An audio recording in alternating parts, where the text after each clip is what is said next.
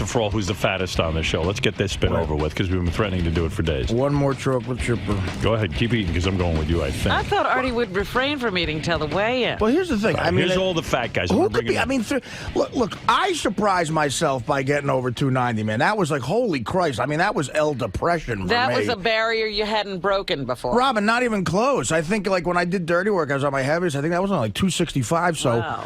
that's a big amount of weight, and I don't think there's anybody else here that's close to 300 pounds. All right, I'm going to bring in all the fat guys. Here's the fattest guys I could find on our show. Jason, who works in our back office, and Jason and Will are producers on the show. We have quite the staff. We got quite the heavy staff. I got Jason. I got Brian Phelan, who works for Howard TV. He's been with us for years. Hey, Phelan, how long you been with us? How many years now? 10 years. 10, 11 years. Yeah. How tall are you? 6'3". Yeah, he's a big boy. Yeah, he's big. Yep. He could give Artie a run. You know who else is coming? Who else? That don't discount is Tim Sabian. He's also tall. Tim's tall. Yeah, he's fat too. But Tim. I was sitting with him yesterday with you in that meeting. Yeah. And boy, his belly was flopping over. We talked about Tim needs to get a fashion consultant because what Tim does is he gets his shirts too tight and they're always striped. Yeah, and he wears striped pants and striped shirts. And they're all tucked in. Tim's looking very Rush Limbaugh. All right, you got Brian Phelan, who is from Howard TV, and he's pretty heavy dude, and he's 6'3". You got Tim Sabian, our program director, he's in the gym constantly, but always heavy. Jason's gained quite a few pounds in the last, I'd say, 3 years, right? Totally, especially this last year. Yeah, I mean, what are you doing to yourself? Put it that way. Come on. Yeah, I don't know, dude. I'm depressed about it. I don't feel good about myself. I know. And Scott, the engineer, is in the group, and he's got like a big bowling boy, like he's got a big giant Santa belly. You know? I know, it's crazy. You might even be fatter than Artie now that I'm looking. I don't think so, but I'm getting there. I don't know. This is going to be tough. I know. It's not as easy a call as you think. John Hines put on a lot of weight. Yes, I have. Yeah. And he's tall as well. But John doesn't have the belly thing going on. Like, No. if you look bellies down the line, like Scott and Tim and Artie have the bellies. Let me see Artie next to these guys. Move out of the way, Gary. Look, I mean, listen, none of us look like the 89 Michigan team. By the way, and then there's Ben. You know what? It's starting to be like fat guys are starting to look normal now. Benji.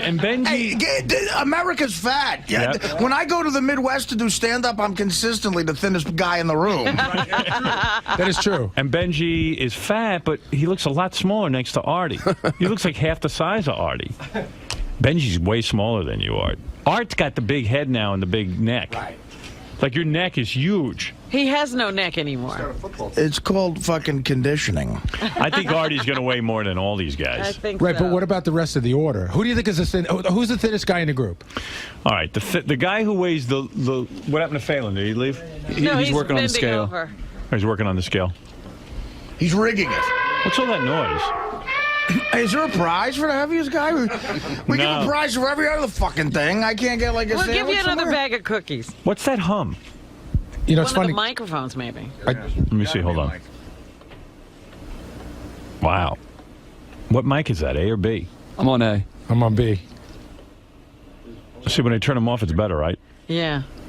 Yeah, listen to that. A lot of ambient noise. As soon as Scott gets in, he's going to work on it. Yeah. Sorry about the noise, ladies and It's gentlemen. just the lights and the ceiling and a lot of people in here. Well, if it's lights in the ceiling and we know there's something wrong, why don't you look into it? Why don't we see if I switch to the hardwired ones? Would All that be right, do easier? that, yeah. Okay, so turn off these.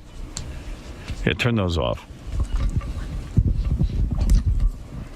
Let's put on the, we got wired mics. I think they're better. What's going on over there? Turn off the other ones. What are we doing here? I got it. Maybe I'll move. Maybe I'll see if I can participate. All right, that's much better, I think, already. So it's not the lights. Well, it's the lights with the wireless. Oh, I he's saying. see. Yeah. A hardwired mic isn't going to be affected by lights. I think what Scott is saying is if we just get rid of the lights in the ceiling, we'll be fine. Oh, okay, Scott. See if you can do that by tomorrow. What I'm saying is I just made that up. It's really... no. Well, don't worry. We know. We know you know nothing. All right, let's think. I think the next heaviest guy is either going to be Phelan or Jason. What do you think, Robin? Put him in The order. next I say heaviest? Artie's the heaviest. You think Jason's big. weighs more than Benji? Yeah.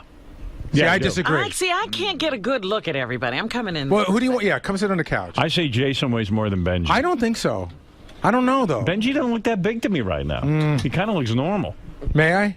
Benji, may I? Lift up that shirt. Oh, Jesus Christ. What's your body? Jiggle for me. That poor I chick. might have to go. I might have to go shirtless just to really just in case. All the guys should lift their shirts. Why is your mic not on now? Let me see. Hardwire A? Hardwire A isn't working. This is B. I'm on A. That's B? It's not working. Hello? It's not working. What are you helloing? Hello doesn't fix it. He's helloing. Hello? Hello. The hello ain't gonna help it.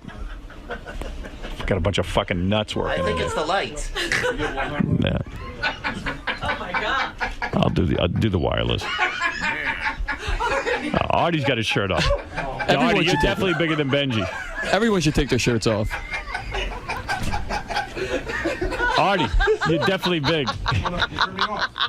Oh, what mic are you on now? The one I do, I haven't moved. What mic are you on now? I'm on. I'm fucking going crazy. Hardwire A and throw a whole wireless bunch A. of you out of here. Hardwire A and wireless. All right, A. thanks, Gary. Like what? For telling you what fucking mics to put on? Scott, why do you keep moving back? Because he's retarded. Did you see what Artie did? He took his shirt off. I couldn't believe Hey, listen, he did. guys, this is what a man looks like. Are you shaving your belly? No, why? I don't know. Your belly's all red. It's gotten too big for hair to cover it. Benji, take your shirt off. I want to see you next to Artie so I can really judge. Don't touch me with your fucking. Don't touch Artie with your. Oh Look at my him. God. He's half the. He's built identical to you, but half the size. They're twins. Look at the titties on you guys. Look at the titties on you guys. Yeah, I think he's laughing at my sunglasses. But Artie's Benji's. sporting. Benji's sporting bigger breasts. Yeah, Benji's got huge tits. You've got tits like a girl. I mean, Artie doesn't have tits. Look at his titties. I'm conditioned. Those fucking titties in you. Dude, See, this is the worst when you play, like, people used to play shirts and skins basketball. How the fucking people did that? That was the worst. Holy mackerel. Benji, your body's completely off. Yeah, I'm fat. No, but I mean, it's like a weird fat. Like, Artie don't look so bad fat. Benji's much looser, like looser skin. Artie looks like a guy who used to be a construction worker who drank a lot of beer. You know what I Right. mean? Like, you could see the form of what used to be a build. Right. I look like a guy who hit 405 for Union High in 1984. But Benji's like completely atrophied. And you know what? I hate to point this out, but Benji on his chest, I just noticed, has this crazy rash underneath all that hair. Yeah, because his titties. Oh. Oh, look at that. It What's looks that? like a bunch of extra nipples. Oh, what is that? Man? Oh. What's going on with that rash? I don't I'm know. gonna It's throw just up. I'm always, if someone's fat, I'm just always the grossest. No, but do you see you got all those Oh, like my red goodness. blotches and bumps on your titties? Yes. Look at those. I have sensitive skin. I don't know. Wow, Benji. You might have a disease, bro. No, I don't. I don't know, man. Take your shirt off, Howard. Weird. What's I don't. I'm not fat. Take your shirt off. But he doesn't mind taking his shirt off. Let's not get into this. Dude, you're just Why wasting does our he time. need to Howard, take his I know shirt you're. off? We know you go to the gym. I don't got no titties. He doesn't have a rash either. You fuck. He's got. You can actually see that Howard, in fact, does have ribs. You love your shirt off. I don't, but I don't have titties. Oh, I'm fat. I admit You it. got to do something about this, man. I've You're been a young trying to man. hide it, but I'm fat. You're a young dude. Yeah. I don't know about All that right, so either. you think Benji's the second fattest? So wait, I don't know. you originally said that Jason was bigger than Benji. Now what are you thinking? Well, we got to see Jason with a shirt on. Jason, take that shirt off. Let me see that. Let me see. Oh, this is worse. The hair is the story. You got a hairy back, dude? Does you remember the story? idea. I'll know once I see him with a shirt Howard, on. remember he went to the Korean woman? She wanted to charge him Whoa. double. Oh my God! You're a big boy, too. Turn around, Jason. Wow! Jason, I'm so embarrassed by this found my whole life. Bigfoot. What? first of all, the hair on your chest, what do? You use it at No. the collar? What? Is that how it It's goes? rubbed No, off. I don't. I should shape down to here. Yeah, you Yeah. shave right down to the I hair on have your to, chest. or else the hair will just He keep growing. saves his entire neck. Like, you could have like a total hair turtleneck sweater. Yeah, I didn't totally. know. He's like that Hungarian dog boy. I think Artie might be heavier than you, but I think He's you're. definitely I know heavier. I know you're heavier than Benji. Yeah, I think so. You think? Yeah, you gotta be. No. Jesus, I got to write this down. I'm so thrilled. Yeah, I'm going with Artie first. Close second, Jason. Phelan's feeling downright thin right now. Phelan, you look kind of. Phelan's He does. He looks svelte. Look at that. All right, I don't know who's the thin. I think we should just weigh. Yeah, because it's hard to tell. I can't tell. I can't tell. All right, somebody's JD. You got to write down the weights as we do it. All right. So Who's who's going going off? Let Artie go on first. Obviously. All right. Artie's the guy to beat. Right. There's no one going to beat Artie. I'm looking at that belly. That Artie's big right now. Keep backing up. All right, Artie, is it possible you could break? No, don't take your shoes off. Just Well, Artie, discount you might as well take your pants off too, Artie. Artie, get naked. Hey, Art, is there any chance you could be breaking 300? I don't know. Absolutely. 'Cause All right. I haven't been dieting. All right, let me see. Yeah, this is after Vegas. Oh my God. What? Whoa. All right, it's 295. That's the benchmark to beat. Right. 295. what grade are we in? Tim just pulled Artie's pants down. 296. I was the heaviest, by the way. I lost. You lost a pound. All right, congratulations. Artie at 295. See, he's already reducing. Oh God. Tim just pulled down Artie's pants. Let's bring Benji over next. What kind of underwear is he wearing? All right, Tim. Wait, who's next? Benji. Benji, All let's right, Benji, definitely 265. I say for Benji. Yeah. He don't weigh as much as Artie. Stand on there. Put your feet right on. Whoa. What? All right, 252. Wait, now Tim, take your foot off the scale. Oh. No. 252. Didn't even matter. Okay, 252. 252. All right, so now the big question is Jason more or less than Than Benji? Benji. Definitely more. Jason definitely comes up at over 252. Get on there, man. Man, are you hairy? Your hair alone weighs 50 pounds. Yeah, you already beat Benji. 269. 269, motherfucker. Damn. Damn. And look at that. You're losing the hair on your head and you got hair all over your body. Your hair everywhere. That is cruel. This guy. Why is there not a fucking prize for the one fucking thing we don't have a prize Well, it's for? funny. We're gonna. What do you want? Hold on, I guys. want a car. We're going to announce next week, Howard. We're going to announce next week that we are, in fact, doing a contest amongst ourselves with a $20,000 prize, Artie. Oh, is it the weight loss shirt? Yes. So this is going to get you guys fired up. What's the prize? I mean, what's the contest? The contest is we're going to start out in 2 teams of 4, right? Yeah. 8 altogether. Oh, the weight loss contest? The weight loss contest. And then the first team gets there, and then it's an individual contest after that. Oh, that's going to be good. All right. All right, so Jason is the second fattest guy. Now, my money's on, let's see where Sabian clocks in. What do you think he's at, Howard? Sabian. 240? 240, maybe. Yeah. 252. You think you're heavier? Let's see. 252. Really? Heavier. Let me see. Get on there. I'd say 260, 250. 258. Whoa. 258. Wait a second. He's a pound less than Jason? Yeah. I'm muscle. Jason's number 2. Jason was 260. 269. Oh, sorry. 269. He's 11 pounds lighter. I mean, I'm and all taller. muscle. So who's the second fattest guy? Jason? I had it right. Jason, yeah. All right, let me see. Hey, Phelan, get on there, man. Now, Phelan's tall. Yeah, he could. He's big. So He what? has shoes on, but so who cares? Yeah, he's only 250. He's There a you go. lightweight. You realize how much 250, everybody 6'3", weighs baby. around Bring here? it on. But he's like 6'4", so that's not out of the question. Yeah, he's thin. What about Scott the Scott, how tall are engineer? you, Scott? Scott the 6'1". Scott the engineer. He could sneak in there. He could sneak in past Jason. Because he's Right, because he's He tall. might. And he knows he can. What did Jason weigh again? No, I can't. 269. All right, here we go. Oh, somebody's got this. Holy, this can't be right. What is it? Phelan, are you stepping on that? Because he was up to 365. Oh, 268. he's only a pound behind. Jason. Jason beat me. Excellent. Oh, wow. Jason, if you'd have taken a shit today, you wouldn't be in I second gotta place. let me go to the bathroom and come back.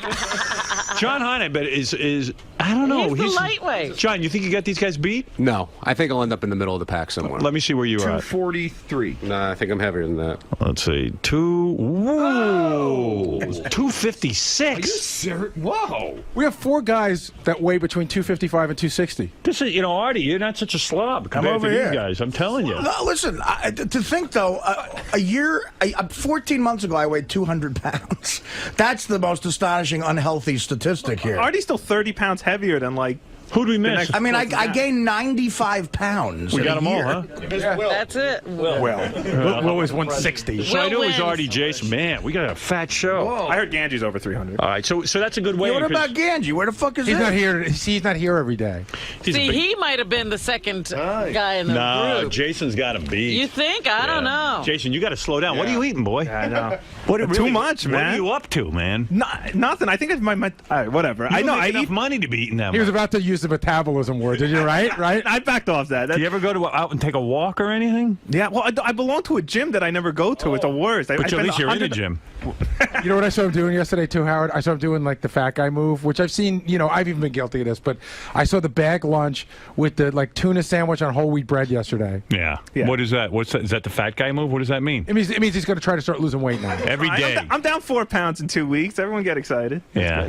I'm down a pound. I'm Xavier, down you a weigh a pound. lot. You weigh a lot. When I started here, I weighed like 240, and that's just in the last year with, you know. Oh, come on. But You've it's always muscle, been though. fat. Look at that. Look at that. Check that out, huh? Come on. He's in the gym, and I'm like, why bother? What do you mean, why what's he bother? gonna You feel do? good. Wow. Hey, Howard. I think Yeah. Tim is the whatever the fuck he is, program manager, whatever the fuck he is. Jason just announced Pulling down my pants is the worst Minneapolis move I've ever seen. That was funny. That's funny. Jason was just whispering in my ear. You know, it's his birthday today. And it's just like the worst fucking day. The antidepressants. I mean, I could tell he takes this to heart. How old are His you? birthday. That's what we did for his Dude, birthday. what's your problem, antidepressants? You're a young man. I don't know. No, it's a problem I've had for a long time. What are dude. you depressed about? I don't know, dude. If I knew what it was, I may be able to fix it, man. I just What do you mean? How deep does the depression go? Like suicidal? No, not like that. Like but when I mean, you're blue? What do you mean? it gets like it gets to the point where it becomes hard to function every day, and there's like no rhyme or reason for it. It's just a horrible sinking feeling. And the last time I did these pills, it completely worked, and then Now it's not? Well, I don't know. I've only been on them for a couple of weeks. I'm How hoping long does to- it take for them to really get in your system? About 6 weeks. Yeah. Do you I'm still about prefer 2 weeks. television to fucking? Remember when you... Most of the time. Really? You'd rather watch TV than fuck your girlfriend? Yeah, most of the time. No, I mean, Did you ever try fucking your girlfriend on the TV? Wow. Yeah, and I feel bad now. I feel like a completely horrible boss because Jason's been working for me for 6 or 7 years, and I never even knew he was depressed till he mentioned it. 'cause Like I this see is- no evidence. This of is it. the perfect. This is Well, the because you'd perfect see him work moping environment around. if you're depressed. I don't take, I try and be professional here and not take it out on anybody. So but what I, happens when you go home? when they go home, I just sit and stare. You're like, how mental? What do you mean stare? You saw that, Will? Did he sit and stare? You could tell, yeah. He would like shut the door to his bedroom, and that's where he'd spend the rest of the night. Really? Okay. Hey, Howard. But is that depressed, or is that just like having a good time watching TV? Sounds I do bored. that. It sounds like bored to me. Are you bored? No, Yeah, you're having a no, good time. No. When a couple years ago, when I was on the medication and feeling better, it changed my whole outlook. I went out more. I was happier. I called my friends, But when I get sucked down into this like depression, it's just you don't want to leave the apartment. Maybe I'm depressed because I don't want to leave my apartment. But I it's don't not want to like- come to it's not- work. it's not But I not just one- do it. I think You I'm know, depressed. some shrinks would say you have a form of depression, Howard, if that's your, I guess 'cause I am Well, I would depressed. definitely say that. I I'm look at depressed? his face, I'm like, oh, You he's don't have time in your depressed. apartment. Am I depressed? Especially if they want to sell you some pills. I mean, What are these pills? Maybe I'll get on. I like to not be depressed. I think You I'm like to be depressed. happy-go-lucky? Who the A lot fuck isn't depressed? Marcus Everyone should be Schenkenberg. on pills. Can I tell you something? I about 6 or 7 years ago had what I thought was looking back on it might have been a bout with depression. It went on for like 4 or 5 months, and I just didn't want to. I didn't want to be anywhere. I didn't want to be home. I didn't want to be here. I didn't want to go out. I didn't want to do anything. Every day when I woke up, it was like a cloud over me. It's called marriage. I fucking no, but it was like one of those weird things because I know it runs in my family and stuff. And I just like when I look back on it now, I go, God, that might have been like depression, and that really You know sucks. what? Do you wake up happy? I do. You do? Yeah. I don't. When I go to my, Don't wake up happy. When I What's look to be at, happy about? When I look at my computer and I see there's a hot chick on the show, I'm like, oh, or a band I want. I'm like, this is gonna be a good day. Really? Yeah. Well, good for you. The only thing that depresses me is the news I read. I wonder if I'm depressed. I know you're depressed. I am? Again, we have to go through how miserable you are. That's depression. Wait, miserable and depression are not the same thing. No. I meant he's internally miserable. His life sucks. But is that depression? Yes. I might You be. can't- I might have depression, but I don't think about. You know what I do, Jason? Honestly, Yeah. I don't think about myself. Ever. Yes, you do. You think No, I about yourself. don't. You I think never about do. yourself every I morning. never think about myself. Howard, except I've if never I'm heard. forced I've into a never psych- heard a crazier thing come out of a person's mouth. I don't think about Especially myself. that mouth. Well, I go home, I put on. You don't I play think chess. about No, yourself. I don't. Come on. dude. I don't think about myself. And I've my never mood. met someone who thought about themselves No, more. I don't think about my mood. Whatever this is it. It's not going to get any better. It's not getting any better. I mean, this is it. He What am I going to doesn't do? question it. This I don't is it. question This what is the this matrix in which he Let me lives. ask you to That's it. know. I'm waiting until then when it ends. It's over. That's Well, it. see, I think that's a sign that you probably have a good quality shrink because a lot of shrinks would try to spin your miserable stuff into depression and sell you pills and Well, shit. absolutely. They try to medicate that. But did you I'm ever gonna ask, feel? I'm going to be seeing my shrink today. I'm going to ask him if I'm depressed. Did you ever feel like? 'Cause I don't even know if Well, I you've am. had many of the symptoms, insomnia, when you were going through your back pain. All of those things have, they Depression. come from your inexpressed, depression is unexpressed anger. When I'm inside Beth, I don't feel depressed. Hey, can I ask you a no question? shit, Probably right? a happy moment for you. That is a happy moment. Howard. You know what? It's got to Because happen you even more. forget yourself. That's the moment you're Yes. not thinking of yourself. Can I Pussy ask- cures everything. Can I ask you this is a highly personal question. I don't know if I'll get the answer. Have you, in the period of time that you've been seeing your shrink, have you been prescribed and taken any medication? No, Just the absolutely not. Ambien. No. He never even prescribed the Ambien. That was my Where'd other you doctor. get that from? That was my doctor, my general practitioner. Oh, really? That was Dr. Vinny Bombat. For me, and I don't know if this relates to you, but for me, it's like when you're doing something that you know you should be enjoying or have enjoyed in the past, and you just have I have no feeling towards it whatsoever. Right, me too. Like, But it's a I- horrible the feeling. But I would Like, never know all the that's time. depression. I think You that's just being don't human. put a label on it. That's right. you. I'm smart. It's human not to have any feelings. Of course. Okay. My father told me that. But do you, Howard? Have you ever felt It's like you better. couldn't function? Have you ever felt like being depressed or miserable made you not function? Like you can't I go would to never. work? It's not an option. I got to function. What am I going to do? Right. See, so that wouldn't be called clinical depression. No, I functioned all during my depression. Not So well, but I functioned. you feel you went through a depression. Oh my God, yes. I didn't sleep at all at You're one all point gay. in my life. I mean, you got to get off those pills. What's the matter with you? No. I want to see. I want to see Sit if they in your work room. again. Sit in your room is good. That's what I do. I sit in the room, wait for the next day. I always told people when, want a little bit if more. you can get up and go to work every day, you don't need medication. What do you think there is in life? You think there's more than sitting in your room? What are you gonna do? So you're gonna go sit in a club? It's a series. No. of, You know What do it is you want to people- snowboard with people Emilio think- Estevez? People think they're missing out on something. Yeah, you want to go to a party with Paris Hilton? Yeah, I mean, what do you think Paris Hilton's doing? She's sitting in a club getting wasted. She's a She's big dope. depressed I just want to feel good about something. I just think want to. it's I his want to way. like have a feeling inside me that says like, "Wow, I'm enjoying myself." No or, one I'm has good. that. Nobody do. has I that? Okay. actually do. I Crazy enjoy then. my life. No one has that. I have that. No, you don't. I do too. Love it. I've seen you in action. Oh, please. You better enjoy yourself at the Yankee game when I give you my tickets, or else I'm not giving them to you. Why are you bothering going to the Yankee game? I don't know. Sometimes I question that. Sometimes you're just sitting there and you're just like, "Well, this is cool." And never But enjoy he loves anything. he loves the Yankees. That's something Let that me tell generally you, brings him joy. Wherever I go, I'm never enjoying myself. He's ready and you're to fine be with somewhere that? else. Of course, I'm fine with it. Why? What do you think there is going to make you feel happy? There's nothing. Wait a second. You're happy when you're having sex with Beth. Making love. Yeah, but making love. that's a Making- different making thing. love, yeah. That doesn't count, what though. But about that's like a. Fuck making love. I like fucking. All right, But that that's I do. happiness, That's right? happiness. So, But now Jason- now you have a benchmark for what happiness is. That's right. So when you do can't other things, feel like that every day. I know, every but- moment of the day. I'd have a big smile on my Yeah, we face. should embroider that into a fucking hook rug. Happiness is fucking a supermodel. Yeah. Yeah, but that's Thanks, what it Gar. takes. There's the benchmark. 99.9% of the world should leap off a bridge. Yeah, according now to that. everything has to match that. Forget about it. Nah, I tell you the truth. Look, simple things make me happy. I mean, like I like going to dinner. I But like, see, At Jason no was room. saying he doesn't see the simple things. The simple things No. aren't there for him. is chess bringing you joy Yes. currently? Yes, Okay, so tremendous amount of there's joy. another benchmark. But you know? Robin, Howard, you don't do a lot of simple things anymore. You go to dinner, but you go to a five-star I could go- restaurant. you It could doesn't take matter me. where you I are. go to What's I go to Ben's Deli with my daughter, and I love it. Oh, But really? you're enjoying Yeah. your daughter at that moment. That's right. It's the camaraderie. I mean, it's that you're enjoying. But You know- to go out to a nice gourmet meal, woo, what's better than that? Right. Knowing I don't look like Jason makes me happy. How much do you weigh? How much do you weigh now? What? How much do you weigh? 269? I heard he joined a gym recently. Is that true, Jason? I joined a gym months ago, and I pay for it every month, and I never go. You don't it's horrible. go. And Benji, too. Benji joined a gym like a year ago. Benji has the most disturbing body. Hey, No, Jason's hair is really. But he could wax that. No, I mean, but He tried he's it even once. got spots where it's worn off. Yeah. He's got Howard, it down his arm. Do you remember? It's amazing. Jason went to the Korean place to get waxed once. Yeah. And he goes, listen, I'm a little embarrassed about this. I got to warn you. I'm very hairy. She goes, oh, we see everything. We see everything. He took off his shirt. She goes, oh, no, we charge you double. We charge you double. She called me a bear 4 times. We never see this. You know, but Jason, you could sort of spin it in a sense. You have a sort of a cool, unique job. You work in a cool place. You got a girl that you're into, Look at right? Artie And- trying to cheer up Jason. No, I mean, I don't know. I guess.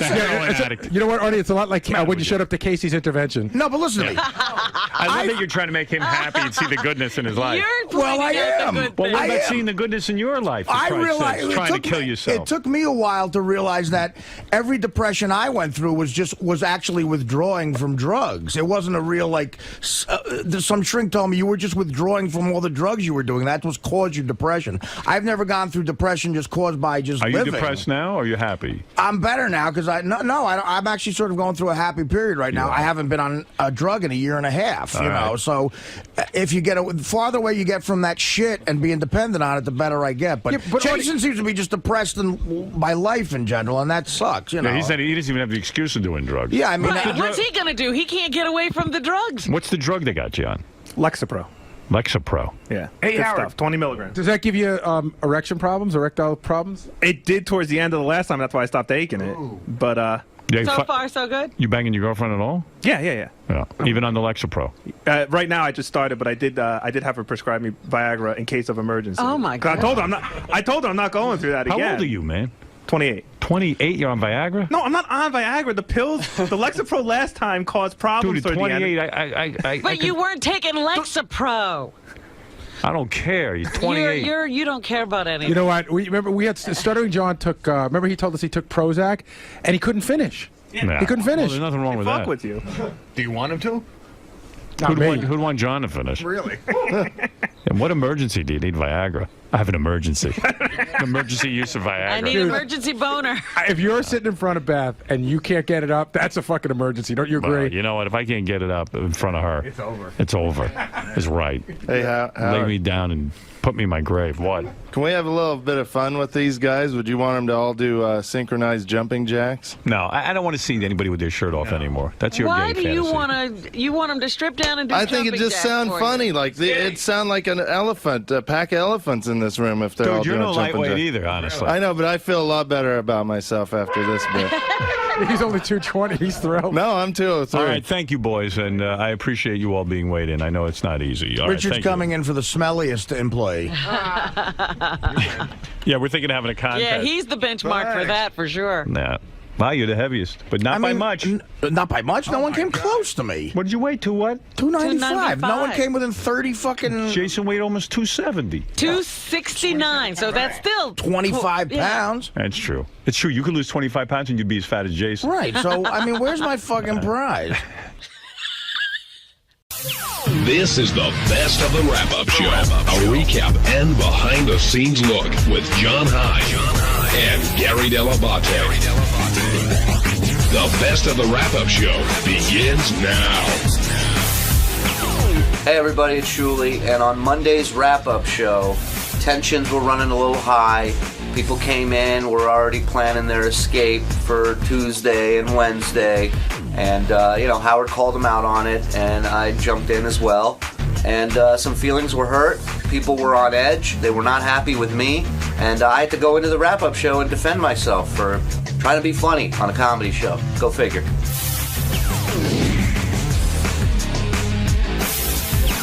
Are you undependable? I do not think I am undependable. But Howard asking you that just cuts you to the core. Well, okay, do you think that Howard's being disingenuous when he says, hey, I just asked a question? Do you think there's a difference between asking, do you think you're going to be able to make it in tomorrow, and can I depend on you? Do you think can I depend on you is a bit of a loaded question? Yes, I'd absolutely. Right. Yes. And we all knew it, but apparently you didn't know it. No, I did know it, but he's like, what do you mean? What are you talking about? And then well, I'll There's a guy up on the board that take the call from number 7. Oh, I just took 4, so hold on. Oh, that's okay. That's okay. Chris, you go first, then we'll go to 7. Chris in Connecticut. Hey, Chris in Connecticut, how you doing? Hey guys, great show. Listen, Gary, I think Howard and Robert are a little out of touch with things, and I understand what you're saying. You want to be there with your family. There is stuff that you can do. They have people that can do that stuff for them. I don't know. I think it was just. I think it was a little too harsh on you. Well, that was the other thing too. When Howard at one point said words to the effect of, "Oh," and then all the anger come out. Gary goes, "You have 2 houses and you have a staff of people." That's not jealousy or anger. I've never been jealous of his home. I am so happy for him that he has what he has. I'm just saying you have options that I don't have, so don't compare us. So this is one of those weird things, and I'm talking as a Howard Stern fan, not as an employee, where I disagreed with every single thing that Howard said to you about the hurricane, and yet enjoyed every single second of it. I mean, I was laughing. I felt bad for you. I came and talked to you, I think, a couple different times, but oh my God, was that funny? Even though I thought he was totally wrong in what he was saying, it was still great. Yeah, that's Sorry. that's what we talked about last week. That's the weird backhanded compliment I get. It is weird. Love you, Gary, but I love when he yells at you. Did it make it worse that Shuli was in there piling on? It did, and Shuli's out having a cigarette. I told him, he goes, "Should I have a cigarette before the beating?" I said, "Have 2," but because I think there's a line of people who want to beat up on him. But when you sit in the studio, yes, it's your job to be funny. Now, I didn't think everything he said today was being funny. I thought at times he was piling on. And even if you are being funny and you are piling on, you can't expect to walk out of the studio and act like it didn't happen. When you go in there, you're saying, all right, I'm going to fuck with Gary, and if there's repercussions, I'll deal with it. But Julie wants it to be like, what do you mean, man? What are you talking about? So, first of all, the funniest thing that happened was after the show, you asking Julie if he was going to have time to come down to the wrap-up show. I didn't. No, Julie always has time to come down to the wrap-up I didn't. show. He just said, do I have time for a cigarette? Even when John doesn't have time for Julie to come down to the wrap-up show, he finds time to come down to the wrap-up show. I thought Julie was brutal to you, and some of it was funny, and some of it was, I can't wait to see what's going to happen off air between Gary and Julie, like if there's going to be tension there.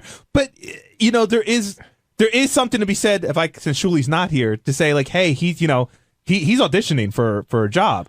I would imagine that's fine, but if you can't blame it all on, hey, I'm trying to get the job, so I made you look like a piece of shit. And I said to John, it was a lot like the kid in school who accidentally does something right that the whole class did wrong. So he accidentally decided to take the room, probably because he just doesn't want to be home. And please, first of all, is there anything more embarrassing than Julie gloating about the fact that he left his wife and newborn baby at home? I mean, forget Howard for a second. He kept pointing out to Howard, oh, how cool am I to be at the hotel? That's what I'm saying. You know what, Julie? I don't think you look that great. He goes, hey, I'm going to be here. I'm the good guy. And I found that annoying. And Julie, in all fairness, is not a homeowner and never has been a homeowner. So doesn't Julie, I think he rents, correct? I don't know. Hey, John, we're trying to see how long we can go without you talking on your own show. It's okay. You're doing great. I think he rents a house somewhere, right across the river. So if a tree falls, he's like, "Go pick up all my shit, let the water come in. It's not my headache." Will was. I'm going home after the show. I'm trying to get a car service to go home after the show because I will not be able to relax tonight thinking that my wife is home scared. Even if it's just listening to the wind and being scared, I can't hack it. And Will is very much undecided. And I told him, I go, when you get a call at 1 o'clock in the morning that a tree branch came through the window and your wife and kid are screaming and they need someone just to comfort, forget fixing this shit, just comforting them. Well, you're gonna feel like garbage. And but that's a huge point. Yeah. Because so Robin's like, what are you gonna do? Cut a tree down? I'm like, no, but maybe I can help my family from being scared shitless. Right. You want to be there for them. Right. And Jason, you're right. But Will also is thinking, am I not dependable then? Am I letting the show down because everybody else is coming here and braving whatever they're braving and staying in the hotel in the city? Who's staying in the hotel? Everybody who came in. No, we all. I don't know who's staying in the hotel. Julie. Julie's the only one, and Tim. And Tim lives in the city. Tim lives in the city. I think Brandano's staying. Yeah, he's staying. Yeah, but he's got nobody. JD and I, and that's true. JD and I have you have nobody. each other. Yeah, exactly. I think the question is who with the family is staying in tonight? Nobody. Can I just tell you, if I didn't have a wife, holy shit, Tim got us sweet fucking hotel rooms. I mean, 30th floor suites with huge beds and internet. Yeah, in fact, I almost came in last night and I told Janice why don't you bring Janice in? It would be more fun. I wanted to bring Janice in last night. We had the hotel room for last night because the transportation was shut down. Yeah. She even though it's a pet-friendly hotel, she would just not up and leave. I couldn't make her do it. She just would not. Even if I said we could bring the dog and the cat, she was like, I'm not leaving the apartment. I do want to say one good thing about my staff, because I really do love the guys that work with me. For a guy like Jason or a guy like Will, this would be an excellent opportunity to stab me in the back. Meaning to say, this would be an excellent opportunity to take the hotel room and say, listen, I'm dependable. Gary's not dependable, but I'm going to step up. Only an asshole would take this as an opportunity to better themselves by putting you down. Shuley's here. Steve, I see Steve Brandana laughing back there. Shuley, you, I think, did a very good job in the studio today, and everybody hates you. Well, that's how you know you did a good job. Well, it is. My question to you. So I thought it was like they were like some sort of funny meter. So I sat Shuley down and told him how to work, and that's what he walked away with. Shuley, if everyone hates you, you're doing something. Shuley, right. when you were in there, were you thinking twice about how far you were going to go? I understand Howard saying, Shuley, you're going to be here. Like, of course I'm going to be here. But you went well beyond, of course I'm going to be here. Well, listen, it comes down to the age-old scenario, which is there are no guests today. So we definitely become the guests on the show. And somebody's going to get their shot, whether they want it or not. But that's not the question. That's a cop-out. That's not the question. Isn't, yes, there were no guests today, so I'm in the hot seat, Ronnie's in the hot seat. How far you go doesn't depend on whether we have a guest or not. But since when do we set up? But Gary, since when are there limitations on how far we go? No, there are no limitations at all. Okay, so then what's the problem? But do you think are there going to be repercussions? I mean, there were with you and Doug when Doug busted your balls on the air, whether it was funny or not. You were pissed. About with the baby clothes? Yeah, were we allowed to even say that? No, I don't know. But I'm just saying, like it was something that happened on the air. No, absolutely. Listen, I knew I pissed you off, but going back to the first time I sat in for a week, I pissed you off before the show even started. And I came to you right after that and I said, Gary, I'm sorry. I don't know what happened. I got into this goofing mode with the guys. And you said, if you don't do that, then you're not doing your job. Absolutely. But it doesn't mean that I can't get pissed off at you. And that's fine. You're entitled to. But I'm just saying, it's the same thing you told me not to shy away from last time. I thought you were being a big, I'm trying to think of the right word, like a jumper on. Like you shitster. No, you accidentally did something correct by taking the hotel room. Right. And you were going to rub it in everybody's face. Well, because it wasn't easy for me to leave last night either. Well, I imagine everybody. Easy? No, it wasn't at all. But at that point in time, when he's busting your balls, it's, I'm adapting to the situation. I'm not going to sit here and go, yeah, I had a long talk with my wife and it was up and down whether I left. He doesn't want to hear that. He wants to hear jokes about you. Yeah, but some of them weren't jokes. That's my point. Well, there were jokes at times. Some of them were like, yeah, I'll be here tomorrow. You can depend on me. And that's just not a joke. That's just being a dick. All right, well... but there's a difference. Okay. I'm all about... I will take almost any amount of shit if there's a joke involved. There was a lot of shit today where there were no jokes involved. By me saying you can depend on me that I'll be here? That's me being a dick to you? Do you think it's funny? Well, I didn't think it was intentionally being an asshole to you. I think maybe you got pissed off at Howard, number one, and then as usual, everybody piles on, and I'm the new guy piling on, and it's easy to put the blame on me. I'm not blaming you. What you said is, listen, Gary can't be depended on, but you can depend on me. I'll be here. No, that's what your boss said, can I depend on you to be here? And you said no. And then I just jumped in and goofed. And then a couple of times after that, you unsolicited volunteered, I'll be here tomorrow. I'm just busting balls, Gary. I mean, and I'm just saying. Okay, and if you want to be mad at me for it, I understand. If you want me to apologize to you for making jokes, then I don't know what we're talking about here. You're just telling me you're pissed that I'm a dick? But do you think that you could just do that in there and walk out and everyone should go, oh, it's just a show? No, not at all. Not at all. I'm pissed at you. Okay. And that's what it is. Okay. Now, Ronnie, you go. Fuck him. Now, Ronnie, you were really pissed off today at Shuley, but I forgot why. No, what do you mean really pissed off? Like you were genuinely like Gary's angry. really pissed off. No, he said that I'm here. I've been here with everything, through every fucking thing you could possibly think of, blizzards, fucking 9/11, everything else, and this guy to come in and start ranking on me now, because I'm not sure if I can cross a fucking bridge tomorrow. Shut up, John. I'm not talking to you. Don't even open your mouth. I see you going for the microphone. Mind your business. That's John Lieberman he's talking to. Yeah, exactly. That's right, you. So you're upset with Shuley because he questioned your professionalism? Yeah, you know or what? dedication. Yeah, I got a house too that I got to worry about. I got So do I. I have. You I don't have have a house. I have You a have 2-year-old. an apartment. Excuse me. It doesn't matter whether it's a fucking apartment or a house. The odds of something getting flooded and shit falling and trees falling are just as much a that's your reality for me decision. That's as it your is for you decision. guys. That's your decision. And I made my decision. Okay, good. And if I want to comment and if you weren't on sitting in on the show this week, you wouldn't be fucking worried about it. But that's You'd be your home. opinion. You That's would your be opinion. home. You don't would be know home. that. Oh, I know it. Oh well, then get you off know my it. case. No. All right, then don't tell me to get off your case. All right, never. John Lieberman, what do you want to add to this? Well, Ronnie took the words out of my mouth. I mean, Ronnie brought up the fact that he believed that Shuli would not come in today or tomorrow if he weren't in studio. So, Shuli, the question is, would you be here if you weren't in studio, if you were simply reporting the news? Here's what changed my mind. Here, I was torn yesterday about whether or not to come in because the reality of it is I would have been out. Why were you torn, by the way? Because I know I wouldn't be able to get back home most likely until Wednesday, maybe even later. And I got a wife who's sick. I got a kid, 2-year-old, who's sick. Screw them. And they're getting ready to face, blackouts and who else? What else?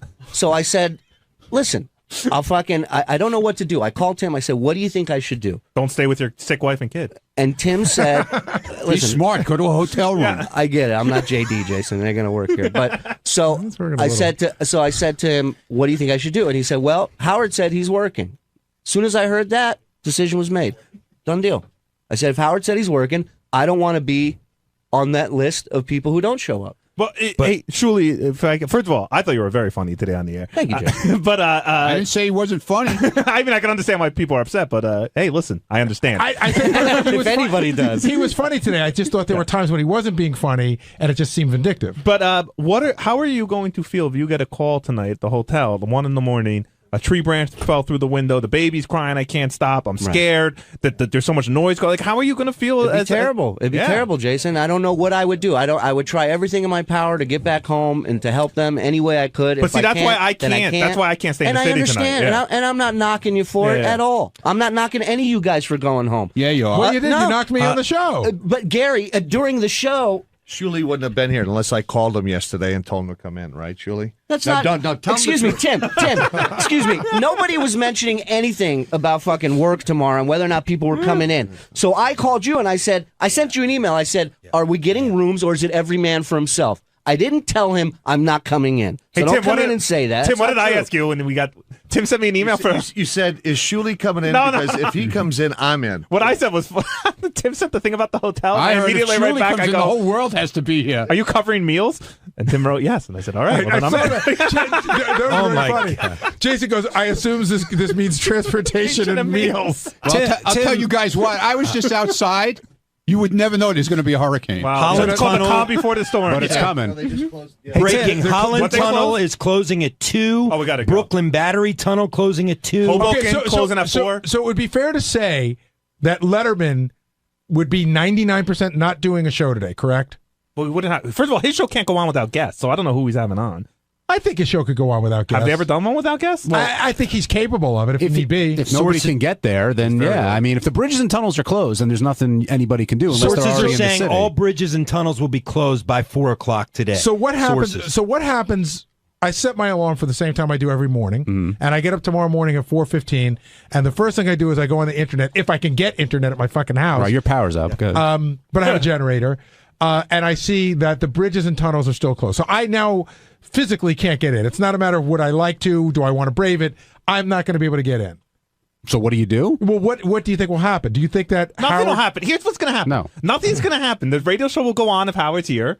And if he's not here, the radio show won't go on. Like that's what's crazy. It's a radio show. Actually, Howard's not going to fire you. Jason, hold Nothing's on. going to happen. I know. Hold on, because Tim's here. Tim, you can answer that question. If the bridges and tunnels are closed tomorrow, what happens? Well, we have the opportunity to use our ISDN No. lines. I'm saying, what if Howard says, I can get in, whoever else can get in, fuck it. But what if nobody else can get in? And what if the power's down so his ISDN doesn't work? Then he won't be able to communicate. But what if he wants to come? What if Howard comes in tomorrow and it's he's the only one here? Then he's got it. He said it today on the air. He's like, if I'm the only one here, I'll do the show. So that's up to him at that point. Yeah. Brad in Arkansas, you're on the wrap-up show. It's just me here. I think Gary's a little overly sensitive. The last week or two, it's kind of a gray area for Shuli when he gets on, Hey, say what you want, but don't piss Gary off, you know? No, I mean, Shirley pissed a lot of people off, and I'm not telling them to stop doing it, but if you can go on the show and say, listen, I used to get mad at Jackie, and I used to get mad at Stuttering John too, as they did at me when I would fuck with them. As much stuff as you and I have done for Shuli, revenge is a bitch, Shuli. What? Right?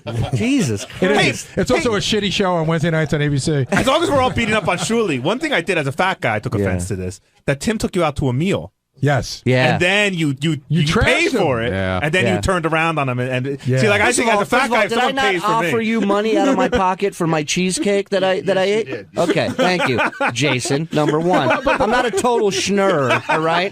And my job as a reporter and to bust people's balls on this show is to monitor everything this fucking guy orders and puts down his gullet. By the way, that is a page directly out of the Stuttering John handbook. You could pay $1,000 in the champagne room at a strip club, and he'll make fun of the socks you wore and the tip you gave. Oh yeah. Hey, it's Gary Delabate, Baba Booey. Tuesday's wrap-up show was a very special wrap-up show because I wasn't here. John wasn't here because of the storm. None of us were here. You might have heard about that. I did it from my neighbor's phone at home. John had some sort of weird ISDN line set up. Some people were here in the studio, so it was very interesting. This is what happened.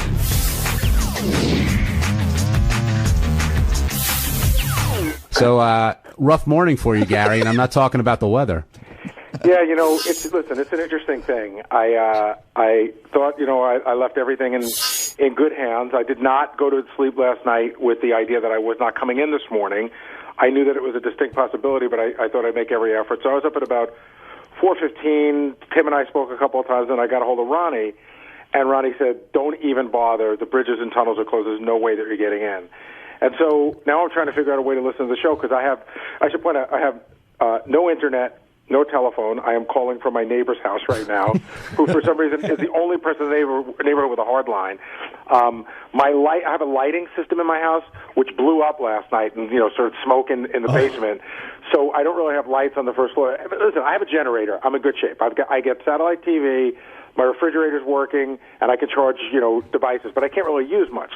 So this morning was a whole thing about, like, well, how am I going to listen to the show? So what I ended up doing was listening to the show on Mary's iPhone because I needed my phone to be clear for calls coming in and out or texts or any of that stuff. And I was having a little trouble getting on, so I said, I'm going to go to the car. I actually went outside of my car, I started up my car, took it out of the garage, and, you know, I'm sitting there and I'm thinking, like, well, he may open up, he may say a few words about it, but I will be honest, I was not prepared for a full hour. Yeah, I mean, he unleashed on you in a lot of different ways, but one thing you and I were actually texting back and forth a little bit, Gary, was does Howard understand why somebody would want to be in their house with their family during this disaster? And it was a disaster. I mean, there's never been a storm like this here before. Correct. Yeah, listen, I feel like this is like butting heads. I feel like some people look at it like Gary's, you know, not going to listen to Howard. Gary's going to do what Gary wants to do. And it's not that at all. I wanted to be there this morning more than anything. But I also knew that last night was going to be scary, terrifying, and dangerous. And I had my wife and my son and the pets. I'll throw the pets in. And, you know, and it was scary. And it was one of those things where, you know, at one point Mary said to me, she turned around to me and she said, "Thank God you're here tonight, because if you weren't, I don't know what I would do." And, you know, trees start snapping in the front yard, and that's scary. The lights start going off and on, off and on, off and on.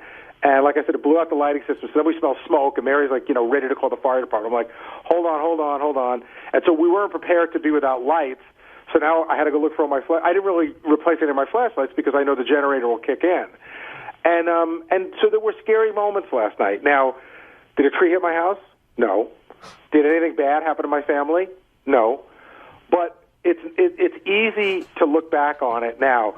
My family was scared. I was scared for them, and that was really what it was all about. Hey, Gary, can you see me or can just John see me?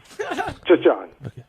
Is the trampoline okay? Well, I can't see you now, Benji. You got to move the iPad over a little bit. Who cares, really? But yeah, Benji, just sit down, write some stuff, and see if you can derail the conversation a little more. Yeah, Gary, your trampoline took a couple hits during here? the show today as well. I know the trampoline was fine. You know, it's funny that I'm humored by. You know what I mean? That's one of the things you sort of bring up as an afterthought. You don't think it's going to get as much traction. I mean, I got tweeted thousands of flying trampoline pictures yesterday. Some of them I was photoshopped into, and I thought all that stuff was funny. Hey, people were wondering, do you actually use a trampoline? No, Betsy, my kids did at one time, but then you get to a point where they don't use it, and then sometimes the neighborhood kids use it, and then you get to a point where you just don't want to get rid of it, but you should, and that's where it is right now. I'll probably get rid of it this summer. And, you know, we mentioned it on our weather show last night. Gary's Trampoline has its own Twitter handle now. See, that's funny to me. That's funny. You know, you're goofing on the stuff that I do and everything, but that's funny. But somewhere along the line, and this is what I was trying to say this morning. First of all, the phone lines this morning were horrendous. I was the first one. I should have waited until somebody tested it out. It was just horrendous. And what was happening was every time I spoke, it literally like a quarter of a second later, it reminded me of trying to make a long-distance phone call in the 60s. A quarter second later, I would hear my voice, and when Howard would speak, I would hear his voice. So it got to the point when we were both speaking, I was hearing four voices at once. But the point I was trying to make this morning is, you know, Howard said I attacked him yesterday, and I felt I got very defensive. There's no doubt. Maybe I lashed out, but it wasn't. I didn't feel like I was attacking. I felt like I was defending myself, my work ethic, and my family. And it was a weird thing. And when I said to Howard, you know, again, with Shuley in there and Robin in there, you know, the truth gets bent to a place where it's almost unrecognizable. You know, when I said to Howard, I was like, listen, Howard, I don't have people at my house. I don't have a second house. I'm not in the same situation as you. It became Gary is an angry, jealous asshole. Like, especially today, you know, Shuley's like, oh, Gary jumped on that really fast. And it was like, that just wasn't what it was. And John and I spoke to John briefly this morning. John, I've been out to Howard's house, you know, a ton of times. And I've told John about some of the things that I've done out there, and I harbor not an ounce of jealousy. And I can tell you that, you know, when Howard used to do this rap about Jackie, Howard was right. You know, Jackie used to count every little thing that Howard had. That's not my thing. In fact, I look at, you know, it's funny, like, I'm so happy in the place that I live now.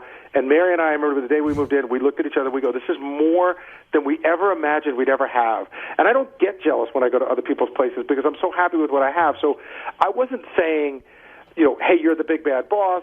I wasn't saying, oh, you rich asshole, look what you have. I was saying, your situation is different than mine. I'm asking you, can you look at my situation?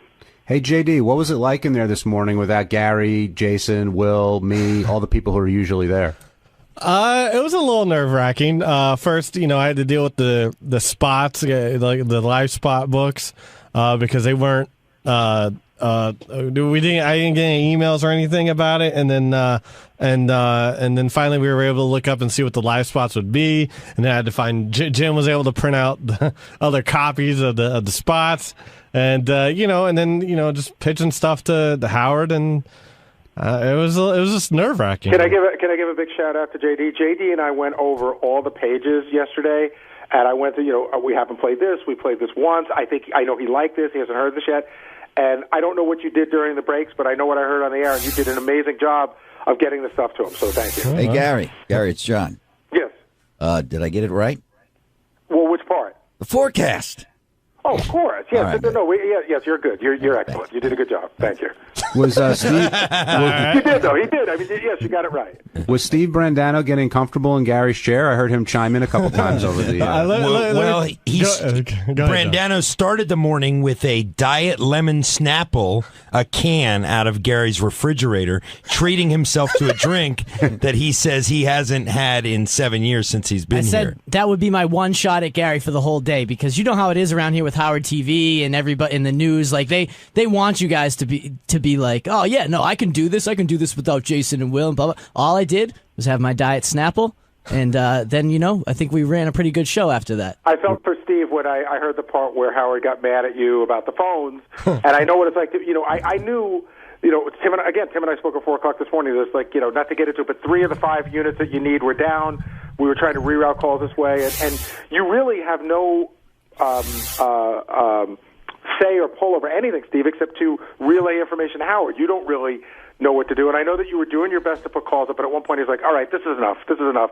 And then he was like getting mad at you, but there's not much you can do. Yeah, I felt for you with the, I don't know, just seeing how it goes, where you're relaying other people's messages and you're the voice that's going to get yelled at when things go wrong. But Gary, where one of the things at the end of the show there, when he asked me to talk to Jimmy, I was like, oh, that's where one of Gary's skills is. You know exactly what Howard means. Howard said to me, yeah, go ahead, call Jimmy, find out if there's a show tonight. So I thought that meant call Jimmy, find out if there's a show tonight. So I did, and I was expecting to go back in and either say, like, yeah, I talked to Jimmy, he says the show's on, or like, and thank God I left him on hold because we were able to eventually get him up. Good work by Jim and Al and everybody. But and Teddy. How did you get Jimmy to call in? I know where that information is here. Yeah, but I called him right away. Yes, and I told Howard that. And then Howard asked me what's up with Jimmy, and I said, well, Gary's on it, and I haven't heard from Gary. And he said, no, I told you to do that. So that's when I did it on my own. Right. And the egg white sandwich, too, you're under pressure for that. Yeah, we nailed that, too. Yeah. But yeah, with the thing with Jimmy, you're right. The thing, even listening to Jimmy on the air, there was no yes or no answer. So leaving him on hold was the right thing to do, and going in, doing it the right way. But I would have gone and said, hey, Howard, I got Jimmy on the line, and he might have gone, well, what is it, yes or no? And I would have gone, well, it's not that simple. And we'd go, okay, I'll pick him up. But listen, you guys handled it very well today. Hey, John, I wanted to ask, since we can't take phone calls, some of the people in the room, like from Benji, for instance, what were your thoughts on the stuff that Howard was saying about me today? I was like comparing it to, like, I guess I was a little feeling pissed off about the shit you guys give me when I've been late a couple times. Like, I totally understand it, because like your house is like a fucking, like a $1 million wallet just sitting there exposed if you're not there to protect it. So I understand your feelings, but Benji, I would say that it was less. I wouldn't say it wasn't. There was nothing about my house, but it was more about my family than it was about my house. What I didn't understand. Listen, I don't really care. It's like, it's not that big of a deal. But I don't have anger about it. I think it's between you and Howard. If Howard has anger about it, like, I don't have any anger about it. No, but if you, I didn't understand the whole thing. Like, why not just bring them into the city if it's about protecting, like, Mary and Lucas? Well, because it's all. Can you hear me? Yeah. It's all of those things together, and I say this to you not in an insulting way, but you've never owned a home, and if you did, you wouldn't want. No, that's why I said, like, to me, that's scary as fuck. Just like, I don't like to. It's like leaving a wallet out. Well, it's not just it's not like it's a wallet. No, I said like $1 million wallet. But I mean, yeah, you wouldn't like imagine if a wire came down, right? Okay, so this happened a month and a half ago. A wire came down at the house across the street in the brush, and it started a brush fire. Now, we got the fire department here. It was a bright, sunny day. We got the fire department here pretty quickly, and they were able to put it out. So if that happened last night, and I probably couldn't get the fire department here, myself and a bunch of neighbors would be out with hoses trying to put it out. You know what I mean? Well, Gary, 2 kids were killed last night. A tree fell into a house and killed 2 children. The point I'm making is, Benji, is it's easy to say, even that guy who was in the email today said, hey, I've been in a lot of hurricanes in Florida. I don't have insurance, and so I had to stay with my house, which I don't understand that part either. Because just because I have insurance doesn't mean that you should walk away from it, because, like I said, something small like that could happen that you could take care of, and I should not be here, so the whole house should burn down? That's originally why I said it. To me, it'd be like leaving a $1 million wallet exposed. Gary, do you regret not going in today? Do you regret anything, really, over the past 2 days?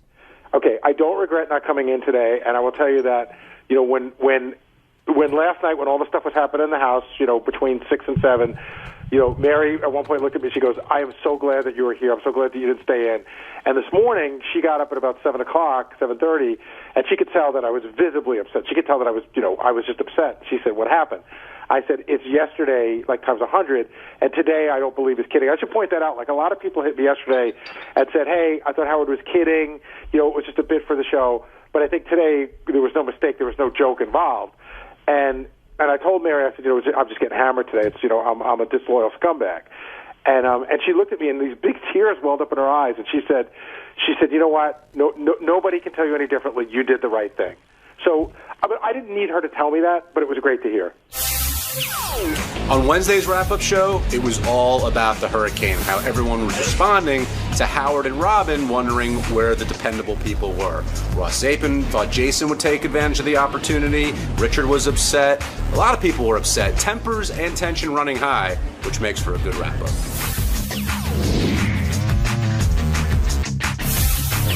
A bunch of people are in here now from the show, and a lot of people are wondering where Howard really comes down on this, because he some people are saying he's sending a mixed message. He's very, he wants to protect his family. He understands where everyone's coming from, but if you can make it in, great, but if you can't, we're going to go on without you. Do you think he's sending a clear message here, or what is everybody missing? Yeah, I think the message is the show comes first. And hopefully people can deal with that. I don't know. I mean, he gave Gary a lot of crap, and you wonder, is it show shtick or is it real? But you brought up in the beginning of the show, would Howard, if he was in the situation that everybody else is, would he be here? I think he would. I think he's always done that through his career, no matter what the weather was and what was going on. The show came first, and I think it starts from the top and goes down for everybody else. But look, at the end of the day, everybody has to make their own choices. Jason made his choice to be with his wife and his cats, and everybody should feel comfortable. Hopefully, everybody's secure in their position that if push comes to shove, that doesn't become a reason why there has to be a change. And I don't know. I have not spoken to Howard. I'm just giving you my I'm two asking cents you because to that question. You're tight with him, but the uncomfortability, I think, comes from people here not wanting to let Howard down. I mean, that's really what it is. And ultimately, everybody here, I think, does whatever they can to get in. But if you physically can't get in here, or you make a decision, I should say, to leave and then possibly not come back, I think folks feel that's going to be held against you down the road some way. Look, that's with anything, with disappointment. I mean, in a relationship, in a business and personal, look, when you let somebody down, you always wonder, like, in the back of your mind, is it going to come back to haunt you in some way? Gary even said he feels like Howard thinks of him as less dependable based on what happened this week. Wow, you do? I missed that. Yeah, you don't get that? You're not. He hearing sincerely that? does. Do you think any of this is a bit? Yes. Oh, I don't. I think. What part of it's a bit? The dragging it on over and over and over and over again. I think he really had. I think there's a kernel of or more than a kernel of real feelings there. But if Howard looks at the guys who showed up, the quote unquote dependable guys, okay, you got two guys who have no families. There are no families here, right? Steve and JD, who got hotel rooms. You had Jim McClure, who lives in the same area-ish as Howard. You have Howard, who didn't need to leave anywhere. He lives in town. I mean, everybody that was here were people that lived in Midtown Manhattan and that could physically get to work, and two guys that don't have a wife or kids or anything back home that stayed at the hotel. And Shuli. Because you got to put Shuli in a different category. And Shuli has a kid. Well, and Shuli... And lives outside the New York City, Manhattan. Yeah. And Shuli is in a desperate situation. I mean, he's desperate for a job. He told me flat out that he left his house on Sunday with tears rolling down his eyes that he was leaving his wife and kid behind. He manned up and was able to do that, leaving a sick kid and his wife behind in Queens. You and I and Will made a different decision. Yeah, I want to put one more thing in perspective, because I really don't want to dwell on the subject, but I want to put something in perspective. The storm, by the time we got up Tuesday morning, the storm had sort of passed. But the feeling was when I left my house on Sunday night with a bag packed, because I had not made the decision whether I was staying in or not, was that if you stayed in on Monday after 1 o'clock, the odds of you getting home before Wednesday were slim and none. That's right. That's why everyone's in such a rush to get out of here Monday after the show. It wasn't just like a couple of hours to go home and you could have come back. It was you were going to leave your family and your home for a good 48 hours. Gary, if you could go back, would you change? Did you make a mistake, or do you stand by your decision? I stand by my decision.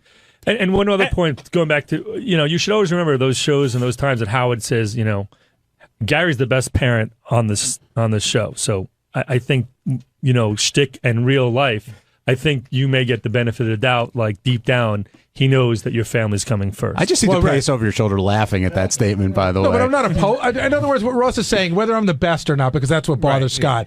I'm not opposed. Sorry, I don't want to get in the middle of this one now. I could already answer this. I know Scott well enough. What Ross is saying is, to say I care about my family, I'm not a poser. I didn't just pull that out for the storm. Right.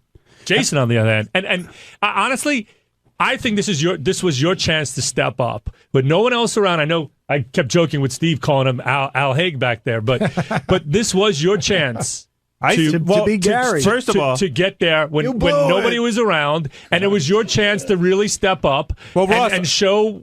I'll tell you.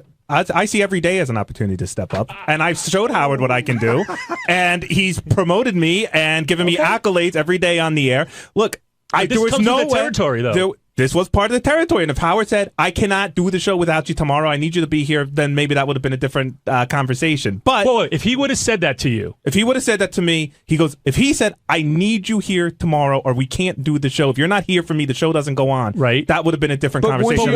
But you heard him say, can I depend on you? Right. So if you're like next in line for the throne, why wouldn't you have heard that and said, you know what? I know this show will go on without me, but there is no, out of the 30 producers, I'm going to be the one to be here to be dependent on. Because I'll tell you why. Because he didn't specifically say, Jason, I can't do the show without you? No. Well, listen. Let me. I'll answer all your questions. Just give me an opportunity to answer. If Howard had said to me, Jason, I literally cannot do the show without you, and I need you to be here. I'm not saying I definitely would have been here, but it would have been maybe a longer, more serious talk. My wife was not coming into the city. We were not leaving our house. I was not leaving my wife alone in an apartment with no electricity during the biggest... Hold on, can I finish my statement? During the biggest storm. Not just to protect her, but for me too. That's why I wanted to be around. I didn't want to be in a hotel. You could have brought her into the city. No, I couldn't. Hold on a second. No, I couldn't. And I'll tell you why. Tim and Howard keep screaming hotel rooms. I would have had to bring my wife, our dog, our 2 cats to share a hotel room with Will, his wife, and his baby. Now, I'm not doing it. I'm sure they would come on and do it. But Will wasn't staying here. No, hold on a second. Nobody knew who was staying where. I was told I had to share a room with Will. Tim did put it out. In fact, it was really funny because he said, you guys are bunking together. Who's bunking? And I sent out the note. I don't know. And I was almost going to say, like, John and I have to stay together. So here's the deal. Will wanted to keep his family together. Then Will and Tracy and Owen would have had to come up into the city to share a room with me and my wife and my dog and 2 cats. And quite frankly, no, I'll be very honest. It was not worth it to come in to do a 4-hour radio show in the middle of a hurricane. But it was Monday, not. That's different. Will was not coming in Monday. He was not going to stay in a hotel because the kid and all the deals. So he came why in Monday night would you not have went to the hotel? No, we both came in Monday. No, the discussion Scott's asking what was the determination that made you leave on Monday? Because what you just said. Yourself. Oh, no. I didn't know I could for sure have the room. Will and I left together. I wasn't for sure I could have a room for myself, and at that point it was way too late. It was late. We left at 12:30 to get back to Hoboken, get packed, get everyone over there. If you had if you knew you had your own hotel room, you would have stayed in the and city? his wife and his cat. If I knew I had my own hotel room, it would have been a much more easier conversation to go, hey, maybe we can move everybody in here. Did you ever? That was not the. That was not the. Did you ever think of going to Tim and say, hey, look? I'd be open to having a discussion that if I can get my own room so I can have my wife and my cat and I don't know if you said dog, then is it worth the discussion that I can have that so I can be here for the show? I'm sure Tim would have found a room for you. Or would have didn't been have that discussion with me. Looking back, or with Gary, Jace, or with Steve. Looking back, would have been worth it for you to say to yourself, "Hey, I'll just get a fucking hotel room and I'll shine that day." No, trust me. He made for the somebody who's constantly being accused of being a kiss ass, my answer is very consistent here, regardless of whether Howard or Robin are mad or not mad at it.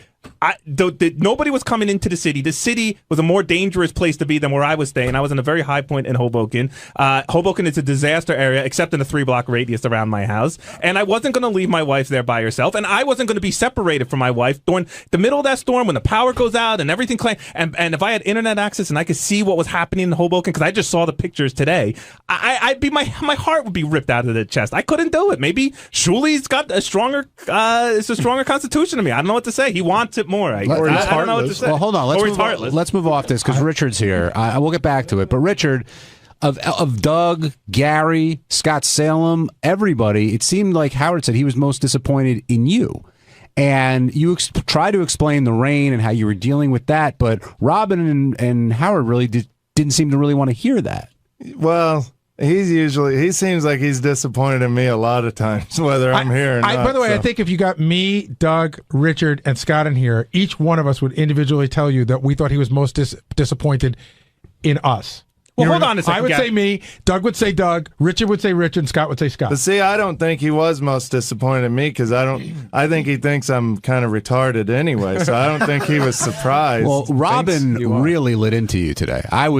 She was fired up from the get-go, but you in particular felt the wrath. Why do you think that was? I don't know. I said the wrong thing and made her angry. And Well, that was what I wanted to. that's why I plan. I'm sorry, Gary. I plan on just going and say, okay, I'm sorry. I'm not going to argue. I tried a little bit to defend myself and it backfired. But I was going to sort of get into that, shifting gears a little bit. You know, early on, Robin asked Howard at like 6:05, what about Gary? And he goes, you know what? It's enough, whatever.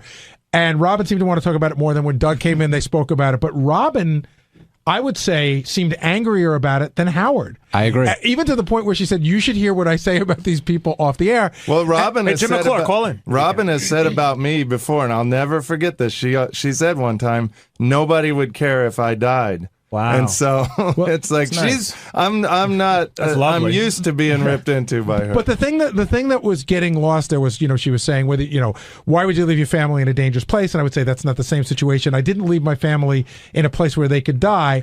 I left them in a place where there was some danger going on. I didn't think they were going to die. Protect them. Where I could protect them, but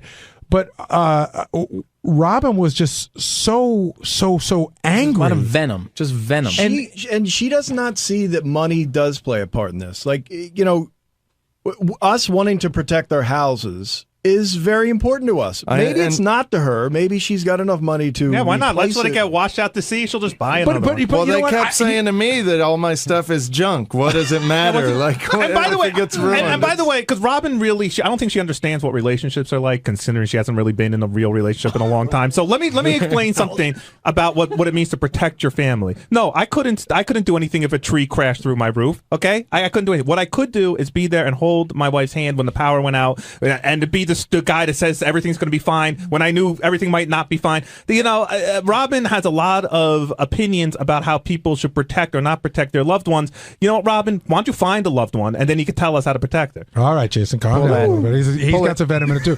But I said this on the air yesterday. I'm going to say it again.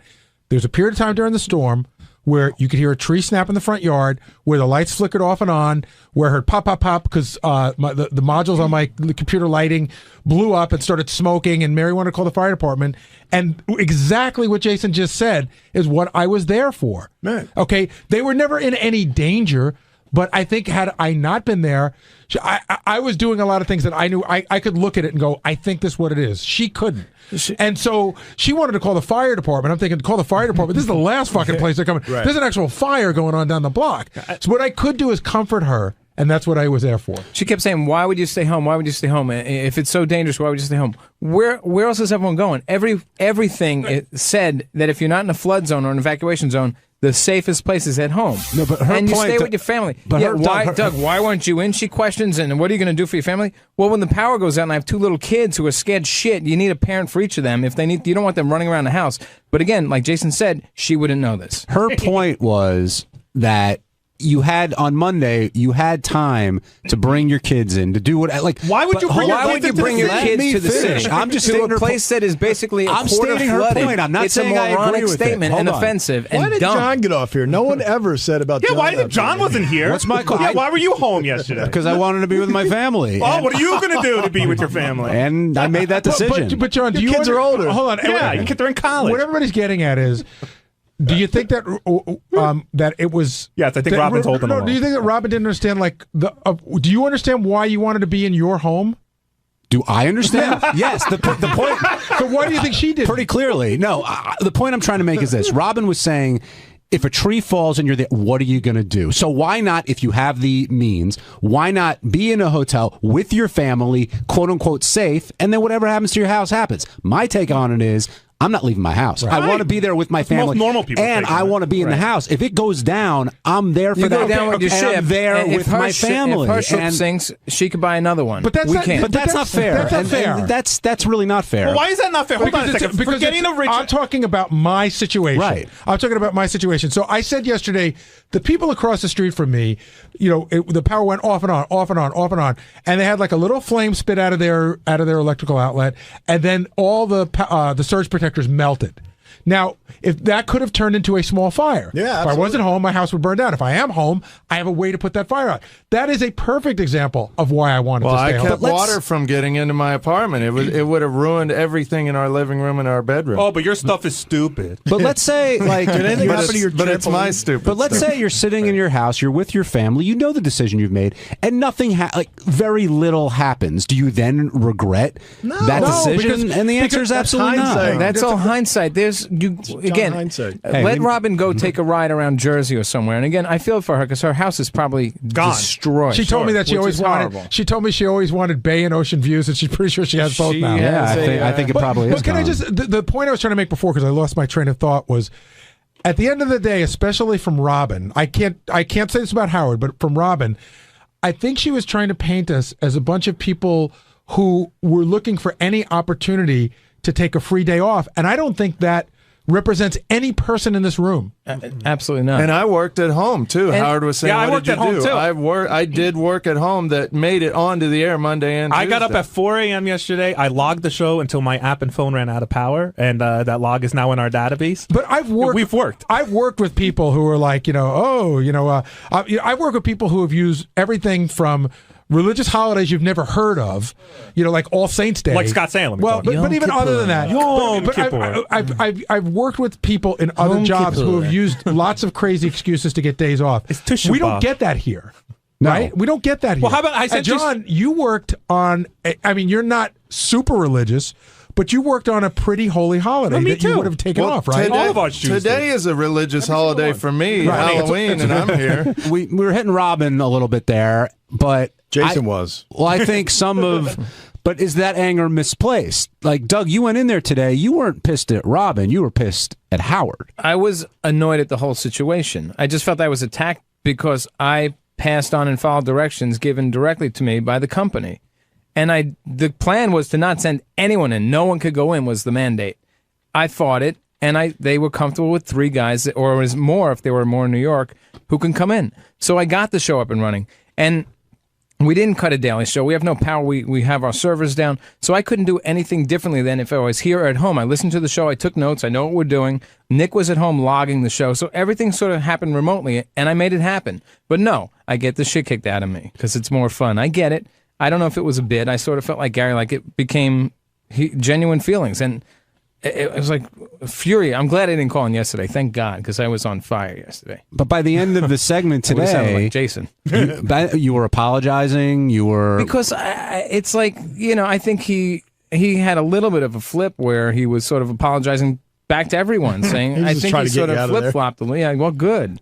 Well, It is. I have to counterpoint say, might hurt then. Monday, I listened to the show from home, and there's nothing as frustrating as hearing Howard talking about you. Oh, and my you're God. going, no, that's not right. Well, that was that crappy phone call I made yesterday. The line was so bad, and I'm trying to talk to Howard. Oh, it's even worse, I think. It was worse. But we should talk about, because Scott DePace and I were just talking about this a little bit.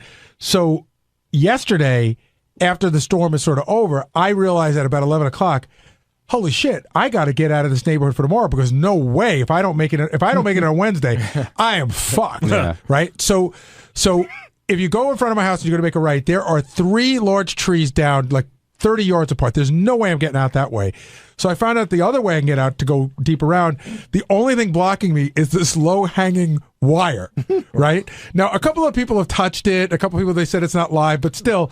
And I can't go unless I get my car under this wire. So at one point, I got Lucas, got a big branch with like a Y on it. You know what I mean? And like Lucas held it up while I went under. And Mary goes, "You're like the worst father ever." Yeah, She's like, how do you know they don't turn the wire? Yeah, we're using that next time you see Gary, your so that branch was I wet, think that it hurts. explodes. I think that hurts your best parent on the show Well, status here. I was with a couple of my neighbors, and we sort of knew that they were helping as well. Now, on too. the flip side, Gary, what if you did that and it turns out, God forbid, you got injured or the car exploded and you died? And then how does Howard feel? Because Yeah, he wait, knowing really, he put that's that not his pressure fault that on you. Well, he put the pressure on you to get you in. You know in your heart Be honest. that you didn't want to come in. Would Howard do that? Would Howard go under that wire? No. No way. Would Howard? I went under a tree that literally, there were branches going to hit my window and stuff. And if one of those branches caught wrong and the tree ended up falling on my car. I was dead. Mary and I were fighting all last night. We went out to dinner, and I had to go under tons of trees that were like that. And at one point, she's like, "Don't go into the tree." Meantime, everyone's going. It's the only way you can get through. I said, "The tree's not going to just fall like it is. You're going to hear it crack, and we can put, I could gas it and get out of it." Yeah, we had the same. I was like, "How am I going to get here if I don't go under the tree?" Well, You know hold what I on. mean? Well, I had to spend $70 on a cab getting in today. That's like a tree falling on me. That was expensive. Hey, Mike, you also incurred some wrath early this morning because of something that you tweeted, and Howard made a point to remind you why you're here, you have a job, etc. Did you get his message loud Let me and clear? remind him why I'm here. I'm a producer and an editor for Sirius XM Radio. When it comes to raises, when it comes to anything to do, that he should be involved in, we work for Sirius. We don't work for Howard. Mike, I'm gonna help you here. Seriously, I think you're a good guy. I think Doug doesn't work for Howard. I works for Howard. Do you follow? Like Doug I works work for Howard. We do. You work for Independent, but at the I end work of the for day, the licensee of Howard's We products. do, but Will was complaining last week, Howard doesn't know me. He doesn't know a lot about everyone here. I have a kid in one of my 2 apartments that I care for 3 nights a week. My concern was getting from this job, at 5 o'clock on Monday when the storm is beginning, to the Bronx, back to Washington Heights to my house. I got to worry about other things than just this job. And granted, nobody on the air knows, Mike may have a kid at home. I think probably if I could give you one piece of advice, we've all voiced out here saying, hey, we wanted to be with our families. I think that's what you're saying, somebody who's like a family to you. I think that when you keep it in house, and you could talk to Howard, that's fine. When you start tweeting it, it looks like. So I'm going to get rid of my Twitter then. I'll get rid of my Twitter. Well, you don't get rid of your Twitter. I'm just saying that No, you it's should. just judgment. It's a judgment call. Gary, let him get rid of his Twitter. let him. If he's going to get rid of it. Mike, and you know this, I like you, and I've talked to you many times about how I feel you on Twitter is going to get yourself in serious trouble to get you fired That's from your here. opinion. That's fine. Well, that is my opinion, and I've shared it with you. And I think if Gary is encouraging you to get rid of the Twitter No, account, I think you it's should. fair to say if we keep it. I'm saying it's fair if we keep it in our universe. Meaning, Howard will yell at me, but if Howard were to go on Kimmel last night and say my producer's the biggest fucking asshole in the world, that's sort of out of our universe. It's not really But fair. let me ask you one question, Gary. As the executive producer of this show, could these shows that were done Monday and Tuesday not have been done on a Thursday and Friday of any week? Could they have not been replaced? Shows can be done any day, but it's Howard's determination what he wants to do and when he wants to do it. Well, the answer is no. Yeah, because it's a day and date at that point. It was like he wanted to be. Maybe I missed the question. What was the question? No, Mike. I think the bigger point there, though, is that it's Howard's show. Right. If he I wants to think do 5 a week or none, that's his call. It's the Howard Stern show that we all work. It's not a for. democracy. But if we can't get in to help him with that show, we shouldn't be ridiculed and slammed and insulted. Assaulted? Well, then I don't. Insulted, not assaulted. Oh. Insulted. He said assaulted. He said insulted. And that's fair for you to say, here, I would just not do that. Because then Howard could take this tape, play it back on Monday, and have a dialogue with you. I would keep off of Twitter. That's my recommendation. I will. Mine too.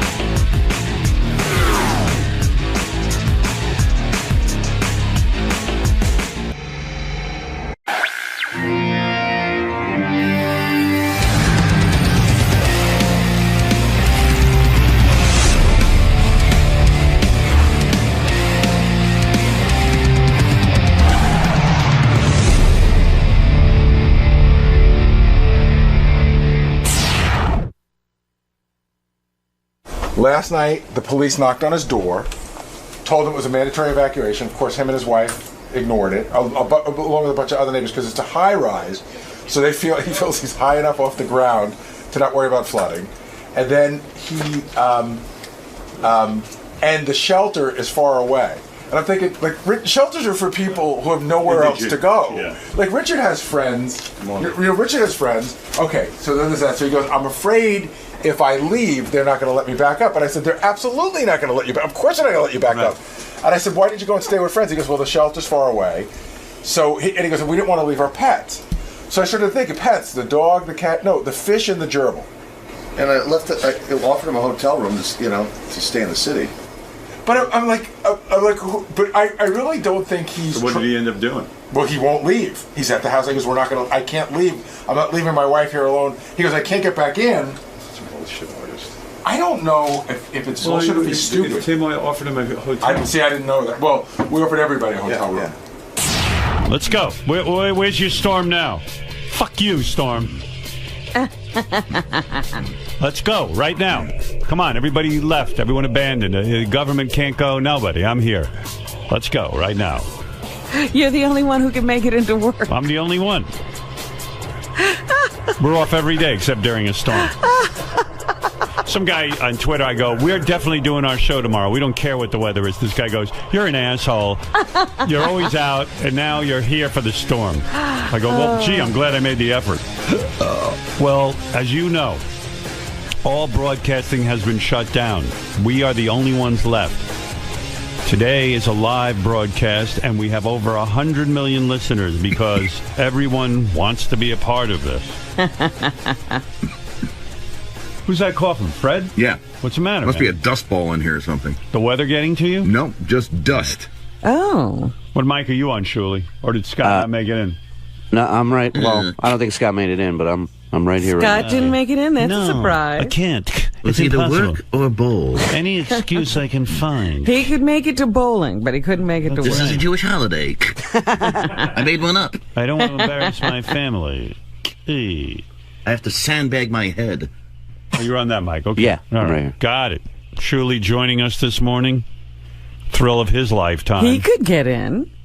Oh, everyone can get in if they want to.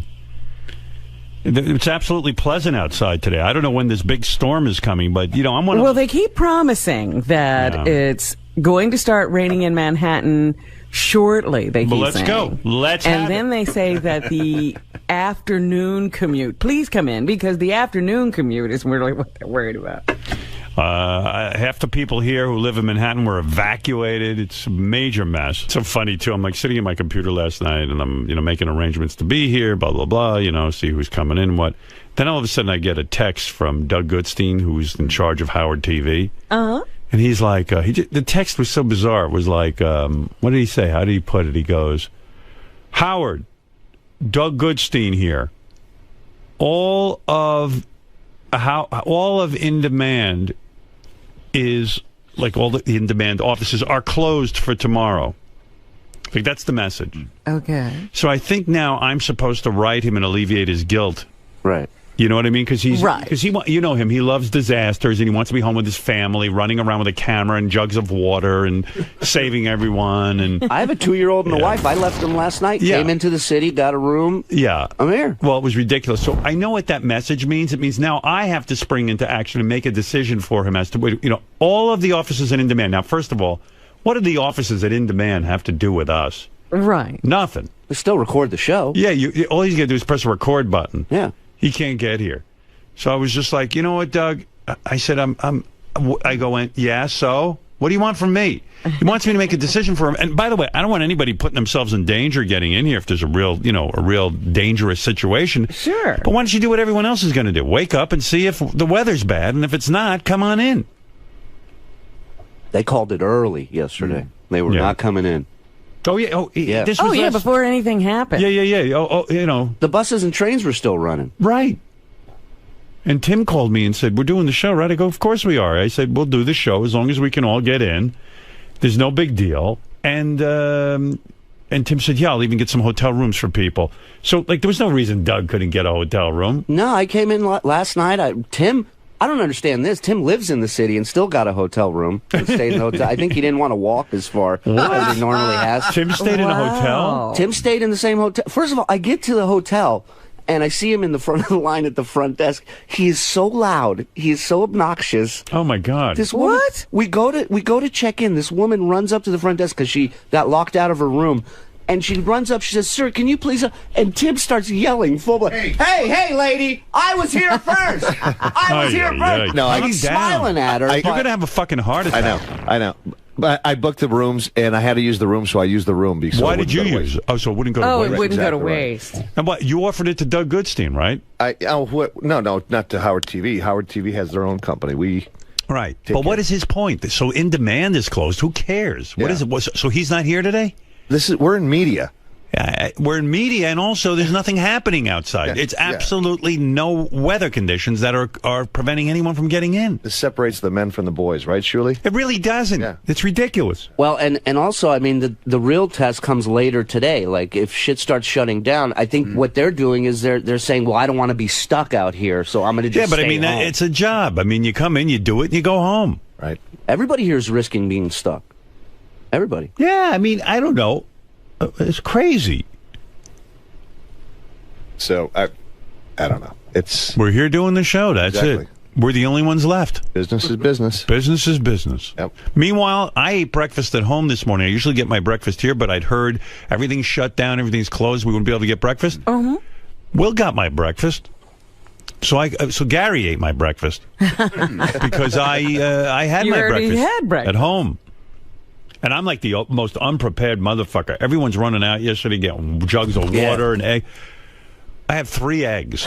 Let me, because I saw something in the paper about what you're supposed to have to be prepared for the hurricane. I'm so unprepared. And I have an assistant and everything. You think I would have had like a couple of dozen eggs in the refrigerator? Right, somebody should have got you some food. And I came home, there were 3 eggs in the refrigerator. Well, here's what you're supposed to have. 1 gallon of drinking water per person per day. Yeah, I have a whole bunch of bottled water. Right, you usually have that around. Non-perishable, ready-to-eat canned foods. I don't have that. I really don't. First aid and flashlight.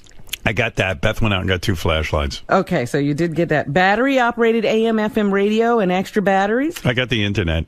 You know, I'm No. That's like in case power goes down. Yeah, power goes out. I got 10 hours on my iPad. That's enough. 10 hours on your iPad. Yeah, well, I mean, I'm not going to use all the 10 in a row. I'm just going to go on and check it.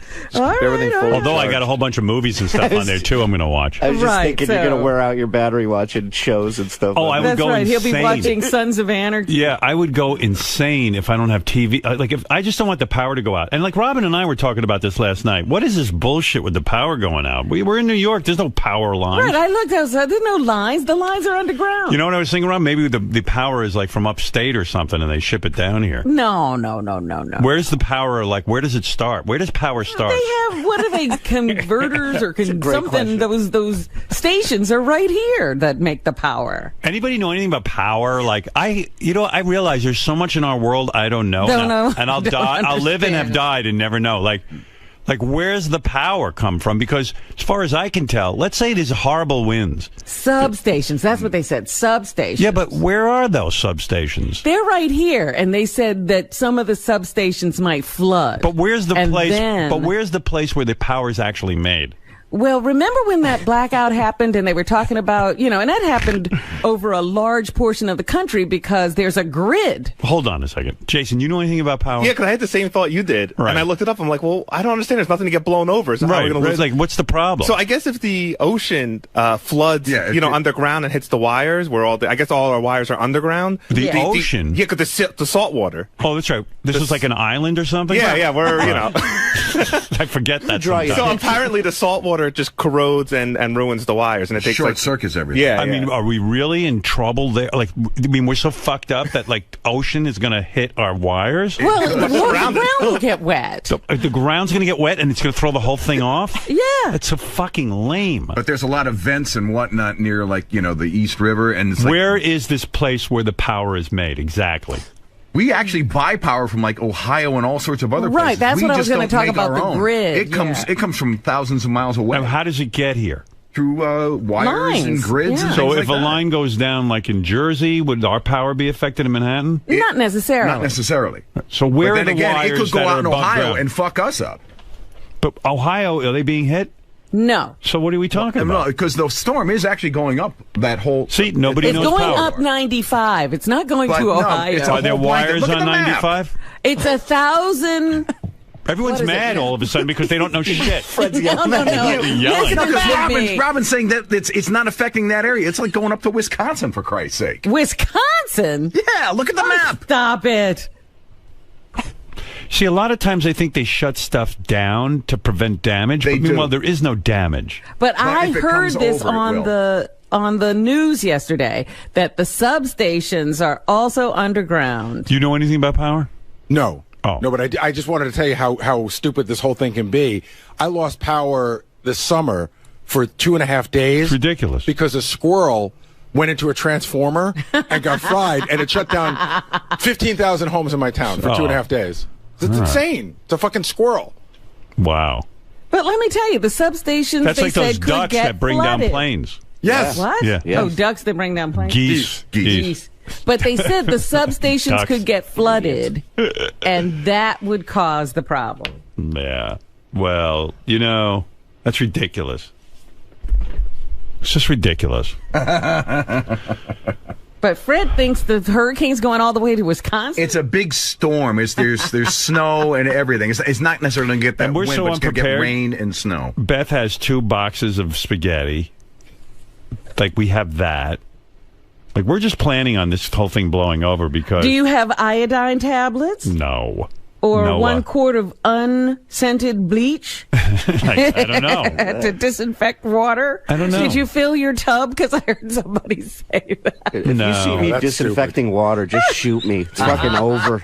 Maybe I should fill my tub. I don't have a tub. I know You don't have a tub? Well, Beth has one. I don't know. I have a shower, Mike. Well, you got pots and stuff, right? Yeah. My wife was like, should we I mean, I took everything out of my yard yesterday. My garage looks like a Yeah, fucking we did yard. that. And she said, should we pull the trampoline in, right? We still have a trampoline. I said, if the trampoline blows away, we have a lot more to worry about. That, like, if the wind is so bad... Yeah, but that could hit you into your house, that it's, trampoline. it's way far away. You should take it out. I'm telling you. It's huge. Yeah, but dude, that's the thing they're talking about. That's the kind of thing that could go through a window. And it might not even go through your window. It might be a neighbor's or... That's terrible. Well, one thing I learned from that TV show Revolution, if the power goes out, the girls get hotter. Yeah. So I'm looking forward to it. There's tons of hot chicks just roaming the streets. Well, I can tell you... In skimpy outfits. I can tell you, for me, I will guarantee you it's not will my power go out. It's for when and it will how go out, long. for how long. I expect to be out of power just based on storms like this. I have a generator now, but I expect to be out a minimum of 5 days and probably close to 10. You probably won't be so bad. There's certain parts in Connecticut they power it up right away because you're in a wealthy section. I'm telling you, it doesn't matter where it is. It's we have a lot of trees. All our wires are above ground. Yeah, and you rich people have trees. And it takes a long time. Yeah. It will be. But I they guarantee power you them. rich people with your trees. But they power them up first. They don't, Fred. That's a Now, complete if you look lie. at them, I was watching a map. My mom lives in a not rich section of Connecticut. You got it back like 3 days ahead of her. I was out for 6 days with Irene. 6 days. Debbie the pet lady wants to warn us about how dangerous today is. Let's see, maybe she knows something. right. Because she has birds, and birds will signal you when things are real. They What know are her birds doing? They all flew away. When they see a tsunami, they fly. Yeah. Debbie, do you know something? Howard! Hi. You're not supposed to be in the show today. Why? Because there's a storm, you silly. The tornado's, Sarah's coming. Sarah's Sarah. And they're gonna they're Sammy. everybody. All the transportation is shut down here. The schools are even shut down. So how are you at work today, knowing that the power can come lost? And Well, I'll you're in tell that you what. elevator going down or going up, you can get trapped in there when the power lose power today.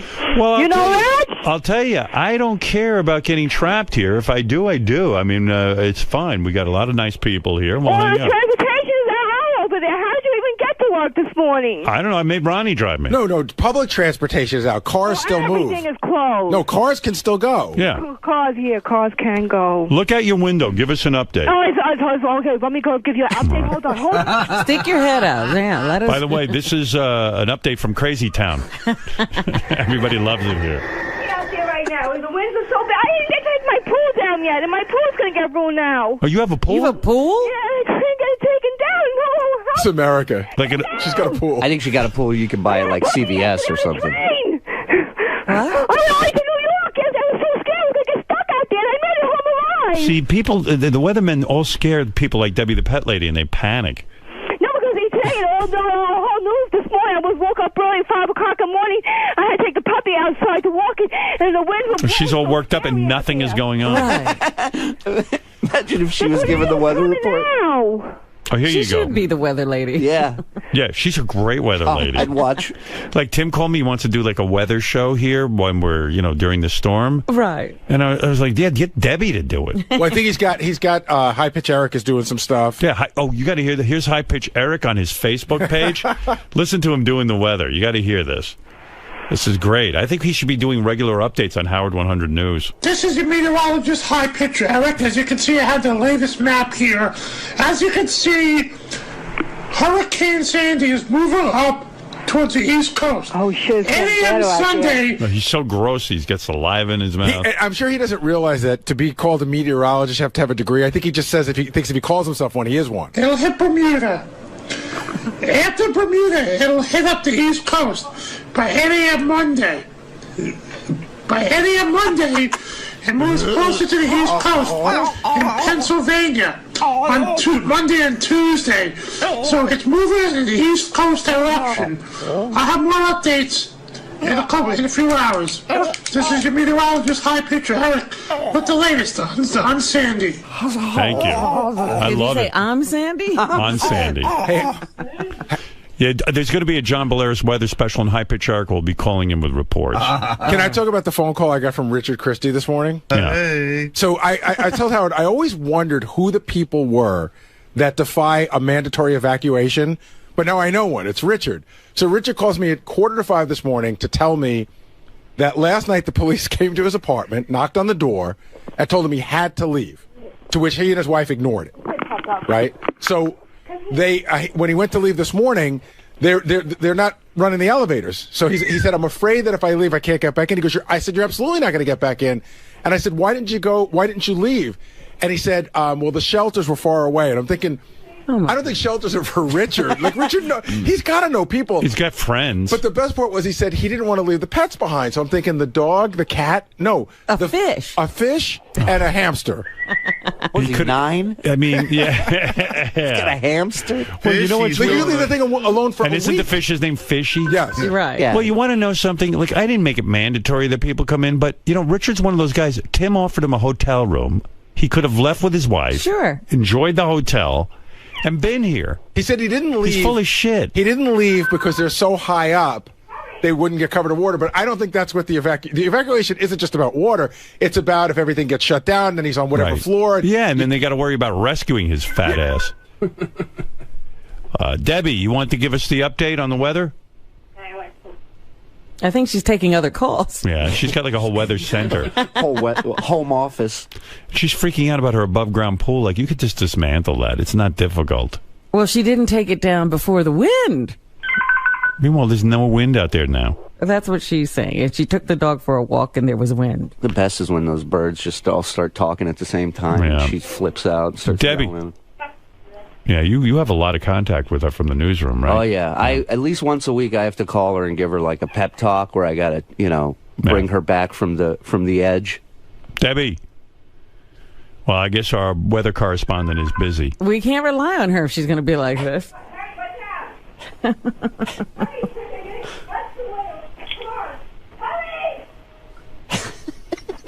She's alone in her apartment, yelling at no one. It's the crazy alarm going off. Yeah. What is that? What is that noise? Is that a phone or an It sounds like a phone. It's a crazy phone. Crazy line. It's from the mental hospital they're calling. Oh, that's my mental hospital. That's a special ring they have. I have a hotline. It's like Batman used to have that red phone for the commissioner. Right. Hello? Like she's in the middle of a conversation with us and left. I think she's got like 50 phones. She's taking down the pool. Debbie. Debbie. Hurry. I wonder what she's doing. She told somebody to hurry. She's talking to her pets, Gary. She doesn't have people live with her. I think what happened is this happened before when I talked to her. There's the bird. She tried to hang up, and she didn't hang up all the way. Oh. And so now this is just her and her environment. She's got a dog, too? Yeah. I think she's talking to the wall, though, right now. But I think she forgot that she was supposed to be checking the weather and coming back to us. Yeah. She's on to the next thing. I think she's having a good conversation with a water pitcher. Debbie. All right, I'm going to hang up. I give up. She'll call back. Yeah, so Tim was like, he calls me up yesterday in a panic, and he says, listen, I'm going to put you on a 3-way conference call with the engineering department. We have 3 contingency plans. I go, Tim, I don't want to speak to the engineering department. Just tell me what's on your mind. Okay. So, like he wants to brief you. Yeah, he's gonna. Like, people just have too much access to me around here. I tell them to call my assistant Laura if they have anything to say to me. She'll handle it. Because this conversation with Tim was a complete waste of time. So he goes, all right, here's the 3 plans. If you, in a complete disaster, you'll do the show from your ISDN line. We checked it works. I said, Tim, if it's a complete disaster, do you think I'm going to have power? Doesn't your building have a generator, an emergency generator? I go, no. No, it doesn't. There's no emergency generator in my building. How many buildings in Manhattan have an emergency generator? So it would take a generator as big as the building to run it. Right. So that plan was out. Then he had the second plan was, like, you just want to fucking bother me, dude. No, I don't. Gary and I wanted to talk to you. It was a complete waste of time, your whole wanted to give you conversation. I said, Tim, here's the option. If it's nice tomorrow, I'll be in. All right. Well, at least I was thinking about it. If Ronnie can get me here, we'll get in. And I said, and all the staff's asking. All the staff's asking. Tell the staff. Why the fuck do we know? We don't have a crystal ball. Well, try and get here like I'm trying to do. And if you can't, don't put yourself in danger. That's what I told him. Yeah, but why are you bothering me at home? And why are you putting me on conference calls with fucking engineers? It was with Gary. With Gary? Yeah, Gary and I wanted to talk to you. I told you. Oh, my God, you guys just waste my time. Sorry. I'll never call again. Just assume I'll be here. And if I can't get there, I'll give you a call. All right. Holy mackerel. And you got to get that ISDN line set up? I go, if we're in the middle of World War III and it's the apocalypse, you really think you think I'm going to have power and everyone isn't? The world wants to hear from you, Howard. Yeah. Oh, you're so annoying. I'm sorry. God, you were annoying the shit out of me yesterday. Really? No, you handled yourself great. You got a couple of hotel rooms. That's it. I care. I want everyone to. Christie is a fucking retard. At least someone cares around here. Yeah. No, I know. I like that you care, but you don't need me. Now he's hurt. I do need you. I need you. How's your ribs? Much better. I rested. Good. Yeah, I'm worried about him. Thank you. First he shit all over the bathroom and shit all over the walls, and now he broke his ribs. I think he's going through like an old age crisis. An old age crisis, not a midlife crisis. I think he's past midlife. He took me out to eat last night. Should have seen what this guy ordered.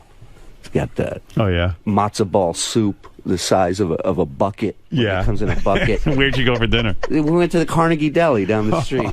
So, like, after the soup, he should have been done. No, but then they brought in his, mile-high stack of meat on bread. Like, you don't even know there's bread underneath this fucking thing. You got to cut for like 10 minutes before you even hit bread. Right. And he's sitting there going, boy, I don't think I can finish this. Julie. I split it with my son, and I had like a little bit of matzo ball soup, and that was it, and we left. The matzo and balls who were had the size of fucking his head. cheesecake? I had a slice of That's cheesecake. the way they serve it. I don't run their business. You're so pregnant. Yeah. Look at the size. Oh, I of know, you. because then I was inactive for that, because I can't move with my please. And he's telling the guy at the front desk, he goes, this is my life partner. He's pointing at me. He's going, this is my life partner. We're checking in tonight. And the guy, and then he zones out. He starts messing with his phone. He's not paying attention. So I'm listening to the guy. The guy goes, so one king bed is good for you guys? And I'm like, Tim, they're about to put us in the same room. He goes, your joke's no, going over so well, we're going to be in the same bed. He goes, no, they're not. No, they're not. Diddling away on his phone. I go, Tim, he's telling me they're one bed for both of us. Yeah, because we're life partners. Yeah. No, he goes, no, I was just kidding. The guy goes, oh, all right. Great joke. Yeah, you didn't know. He's getting us a room. He's the life of the party. He's all excited about the weather. I tell him, I go, what do I do when I get there? Do I have a room under my name? He goes, just take Ronnie's room. I go, I can't just go up to a front desk and go, hey, give me Ronnie's room. You're not going to just check me in. Give me Prince Charles's room. Yeah, what a nut.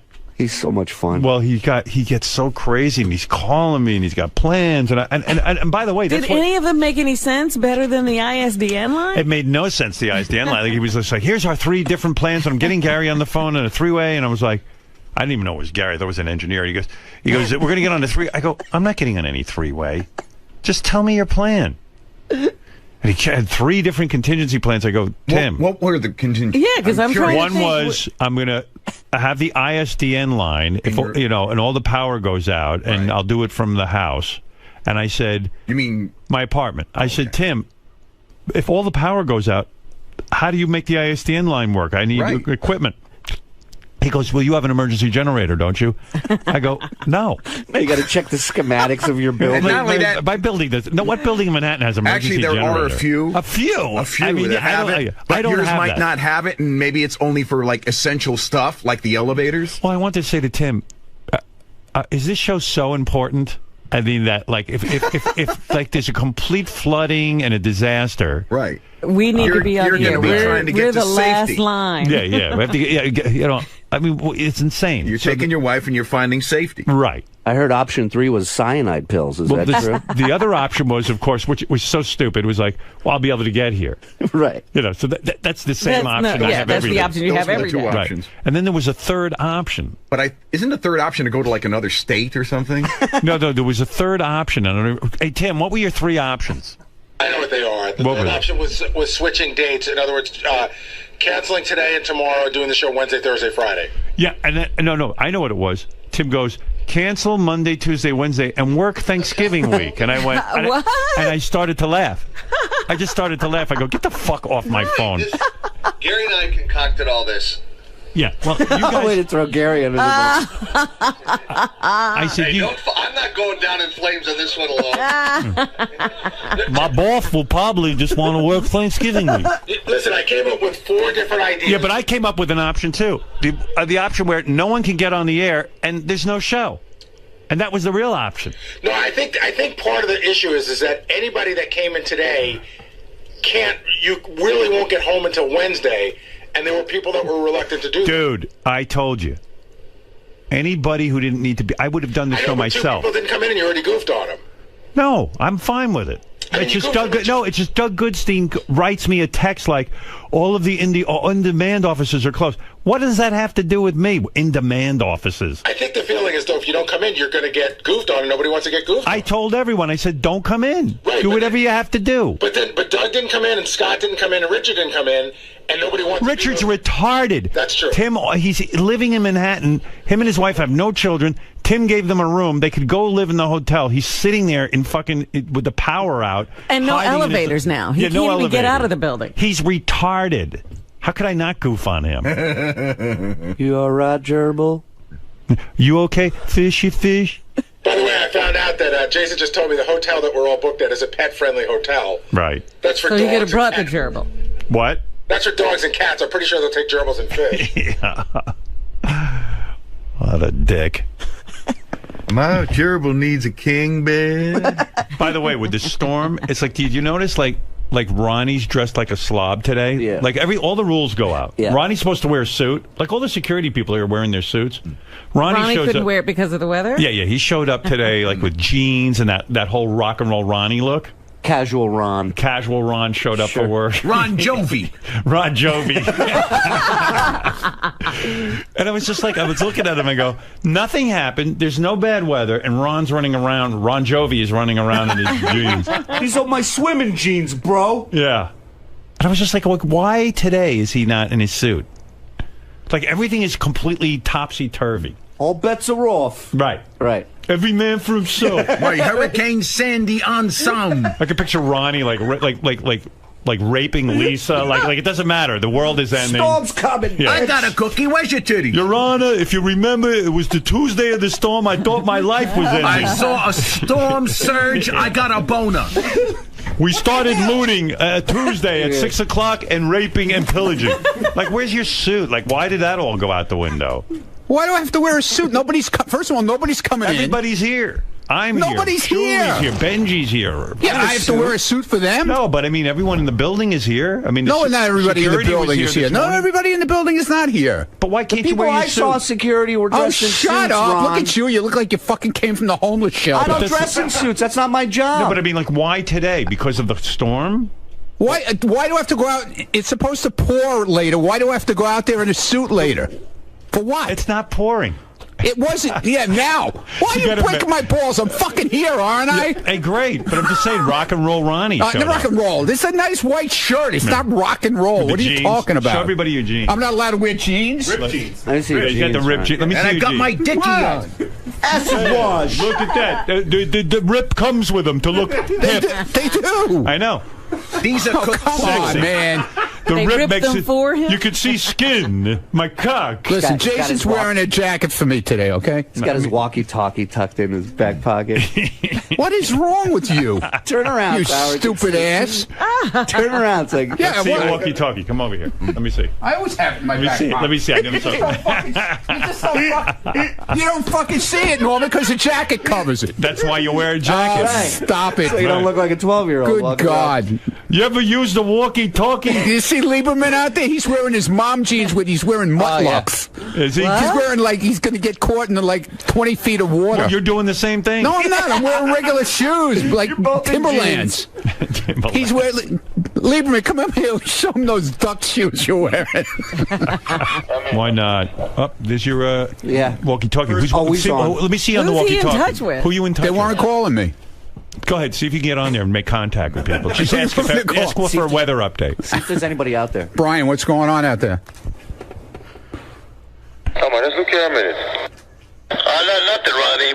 He was just calling out to me. All right, good. All right, thanks. Look, they all know Ronnie. Over and out. Over and out. Ron Jovi. 10-4, 10-4. I mean, Good John buddy. Lieberman's wearing a jacket at least. I mean... I look fine. No, you don't. Where's your suit? Are you wearing those stupid mom jeans again? Your belly's hanging over you. No, those jeans are better. These are. Look at it. Look at it. Look at those boots. Look at it. Where did you get those from? My grandmother used to wear those. I have those. Those are cool. Yeah, these are duck shoes, they're called. And these are different jeans. These are Express jeans that I've had. They're not new. Express. These are called duck shoes. Isn't Express a store for fat chicks? I'm just asking. Ronnie, look at what you're wearing. What am I wearing? You think your jeans don't look like mom jeans? No. Let me see. Move over there. I'll tell you what. First of all, you're wearing a cartoon mustache. Big giant. What's that cartoon character? Yosemite Sam mustache. Shut up. And he's laughing at John Lieberman. Yeah, really. I'm going to be here until 8 or 9 tonight. Really? And so by the time I leave, the water could be torrential, and so I have these boots. Let me tell you what. What's so funny? I don't know what's so funny. I really don't. Look at him. I really don't know why. Look at him. He's set for the storm. And my belly is not hanging over. Yes, it thank is. you. Jason Kaplan called me fat on their back office show. They're not fat. Which exactly. You're so I'm overweight. Hey, wait. I'm just going to call him Slim all the time. Yeah. Howard, his girlfriend texted him after Jason called him fat because he went crying to her about it, and she wrote him back. She goes, "Calm down, you are fat," and then writes back, "I meant you aren't fat." Right.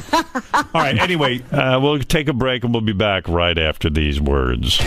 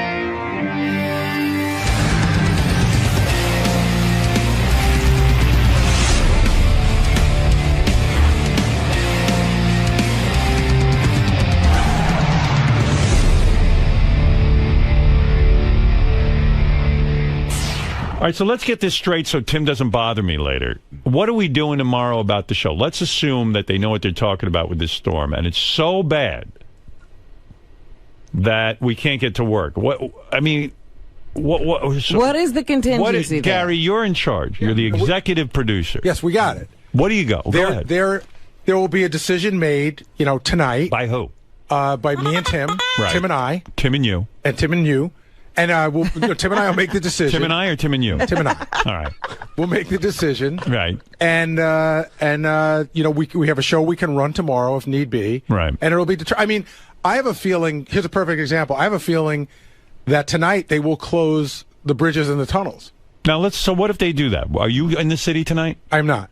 Oh, you're going back home. Yes. Right, so almost everybody's going back home. Well, why would you go back home if we're doing a show tomorrow? Because I think the feeling for most people is that they have a wife and kids and a house that also needs to be protected.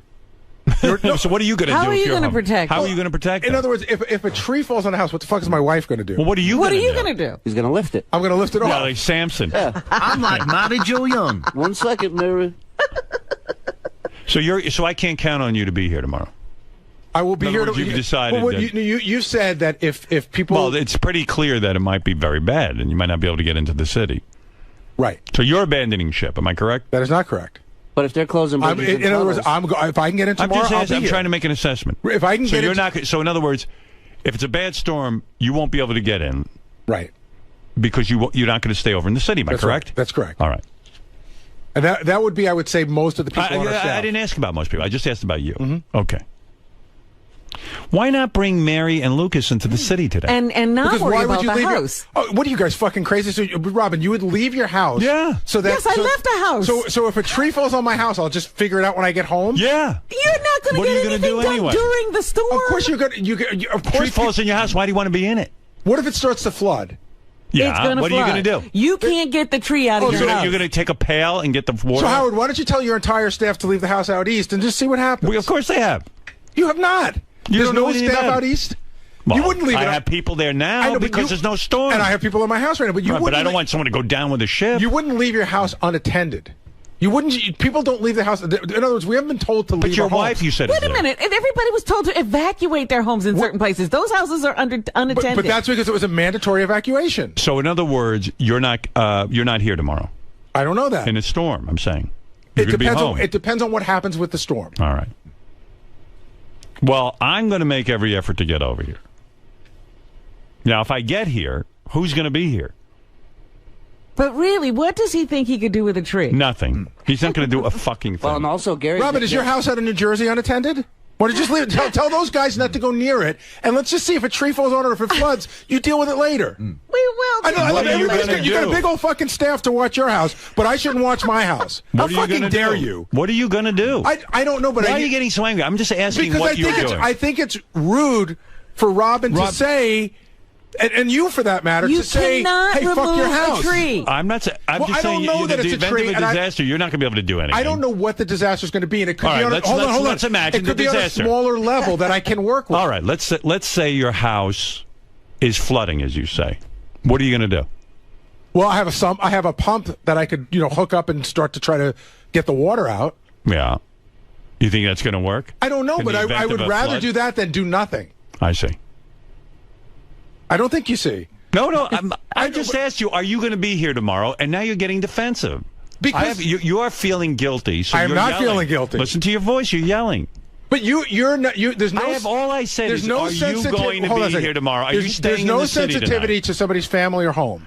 I didn't say. I said. But you did. You go. I asked you. You said no. Here's the difference. I'm going to point it out. I'm going to get you right here. Go ahead. You said, "Oh, so I guess I can't depend on you." Right. I can't depend on you to be here tomorrow. Am I correct? I don't think that's Am how I you wrong? said Am I it. right?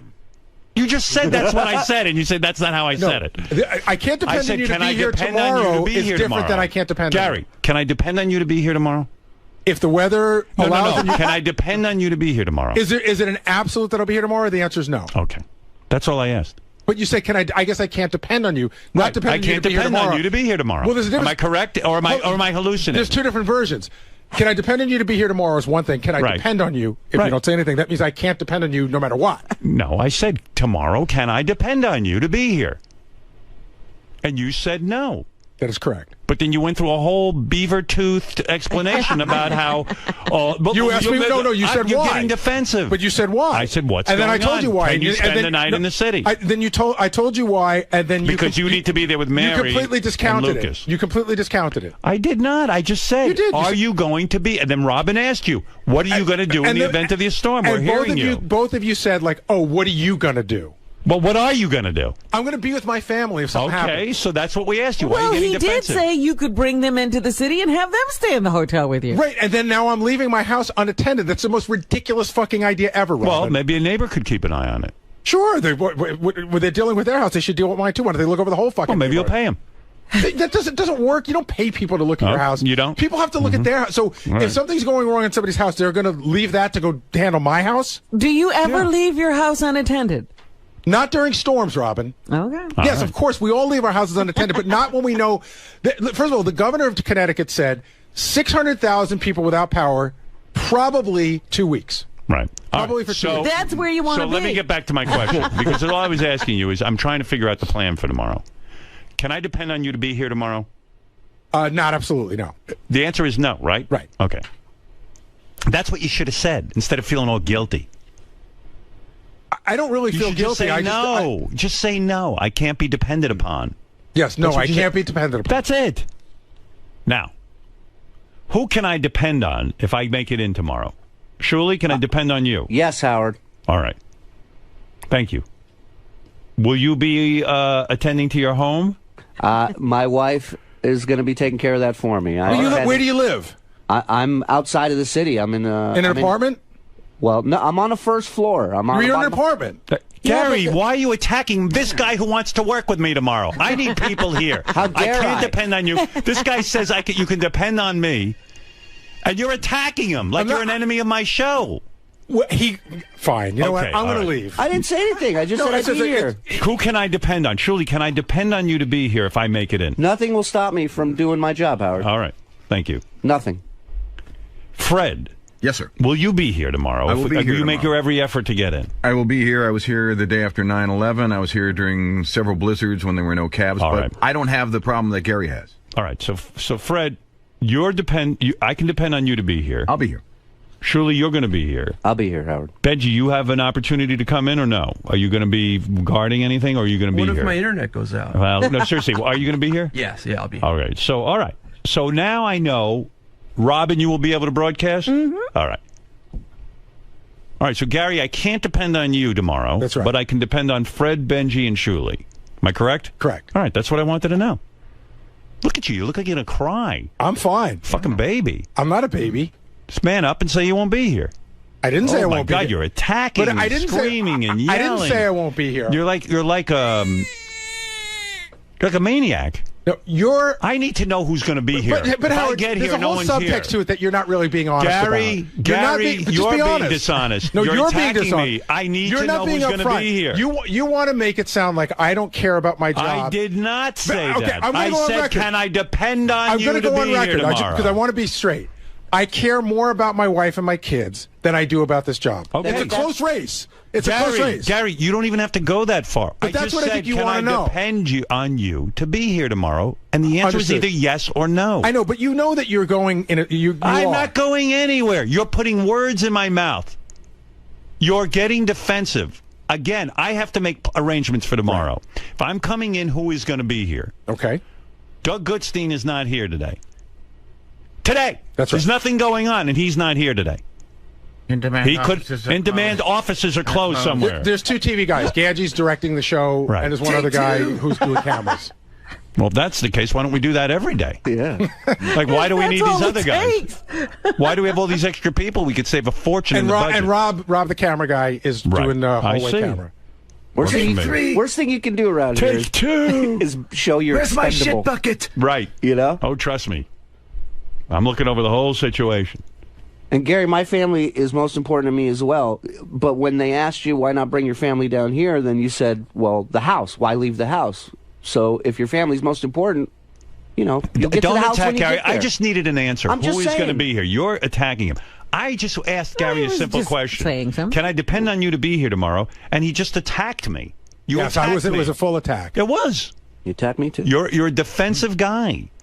You could have said, "Will you be able to make it tomorrow?" But it's, "Can I depend on you?" No, sort I of said insinuates- the same thing to Fred. I Well, said the of same thing course, to and that's- Benji and it Shuli. insinuates- Can I depend on you to be here tomorrow? And it insinuates that not coming in makes me Gary, undependable. that's your interpretation. Well, okay, it's an interpretation. Can I depend on you to be here tomorrow? Gary, can you be here tomorrow? Gary, can I depend on you to be here tomorrow? They're two different questions. All right, Gary, can you be here tomorrow? I will do my very best to get here, weather permitting. Okay, can I depend on you to be here tomorrow? Same answer. But I think you're but I think you're asking a different question. I really do. I do. I think you're asking. How do I plan my day for the rest of the day if I don't know who's going to be here? I didn't say that. You could. The first way was an easy way to get the same answer. I said to you, Gary, can I depend on you to be here tomorrow? The answer is no. That's it. Then you're done. Then you leave. But no, you're going to stand there like a buffoon. I don't feel buffoonish at all. You should. I don't. You can't answer a straight question. You're all guilty over there. Like, I'm attacking you. I need to know who I can depend on to be here. Tim, can I depend on you to be here tomorrow? I'm going to ask everybody the same question. Okay. I need to know what I'm dealing with when I walk in. Why is this so difficult for you? It's not difficult. I said the same thing to Doug Goodstein last night. Can I depend on you to be here tomorrow? He said no. And then you mocked him. And then you mocked him for it. Mock him. What is go? But you said, did you have any trouble getting in today? No, I know. But you did. But you did tell everyone. But here's the thing: you laid it out there, and you said, if you don't feel safe, don't come in. Can you imagine he doesn't feel safe today? I got you, but you laid it out there for everyone with no repercussions. Now there's repercussions. What do you think of his decision? I think it was the wrong decision. I think that you have to make. I think you have to make it what's called a game time decision. You have do you to think get up Casey and look at the made a good decision when he left the show that day during 9/11 because he's a pussy? No, but that was. Could you stop making noise, Tim? Do you know how to work the equipment around here? Give him a lesson. Do you know we're on the air? No, you know what's going on, Howard. You have microphone 3 on, and he's rubbing against it. All right. His OCD's making noise. Was not me. He's on 2. I'm on 2. Well, which are we going to use, 2 or 3, or is it always up for grabs? It's up to you. You're running the I've board. told the guys to put 3 on top and to always use 3, but it always seems to change. I know. All right, just leave that on, please. Okay. All right. Can I depend on you to be here tomorrow? Yes. Okay. That's all I wanted to know. Yes, Why sir. is he getting so attacked? Why are you getting attacked? Yeah, why are you attacked? Seriously, I asked him. No, Gary and I asked, we discussed what you want to do, and if you're going to do a show, we're going to be here. Right. No, he says he cannot be depended upon to be here. I will be here. Yeah, Gary said he can. So if he can't, we'll make do. Right. That's what I'm trying to figure out. And what are we going to do if a tree falls on Gary's house? We're going to call. We'll call the Amish. They'll all come over and Yeah. How are you today? It's one of 1,000 scenarios, Howard. Right. Absolutely. Okay. We'll get through it. So, right. Tim, I can depend on you to be here tomorrow? I will be here. Thank you. That's all I wanted. I just wanted an answer. It's not an attack. What's happening? When Tim comes in. First of all, fucking John Lieberman. This is just an aside, very quickly. I told him the other day, I go, you work in fucking radio. You know where the microphone is. 2 days in a row, he put the microphone on backwards. Teach him. Give him a seminar. I told him. He's retarded. I said, John, you of all people are the last person I should have to teach how to put a microphone on. Jason, can I depend on you to be here tomorrow? And Will. Let's find out their answer, Gary. At least I'm entitled to an answer. I know it upsets you. Jason, can I depend on you to be here tomorrow? Weather depending, just like Gary. Okay, so the answer is no. The answer is no if the weather's bad. Can I depend on you to be here tomorrow? I guess not. Okay. Wow. That's it. Simple answer. Thank you.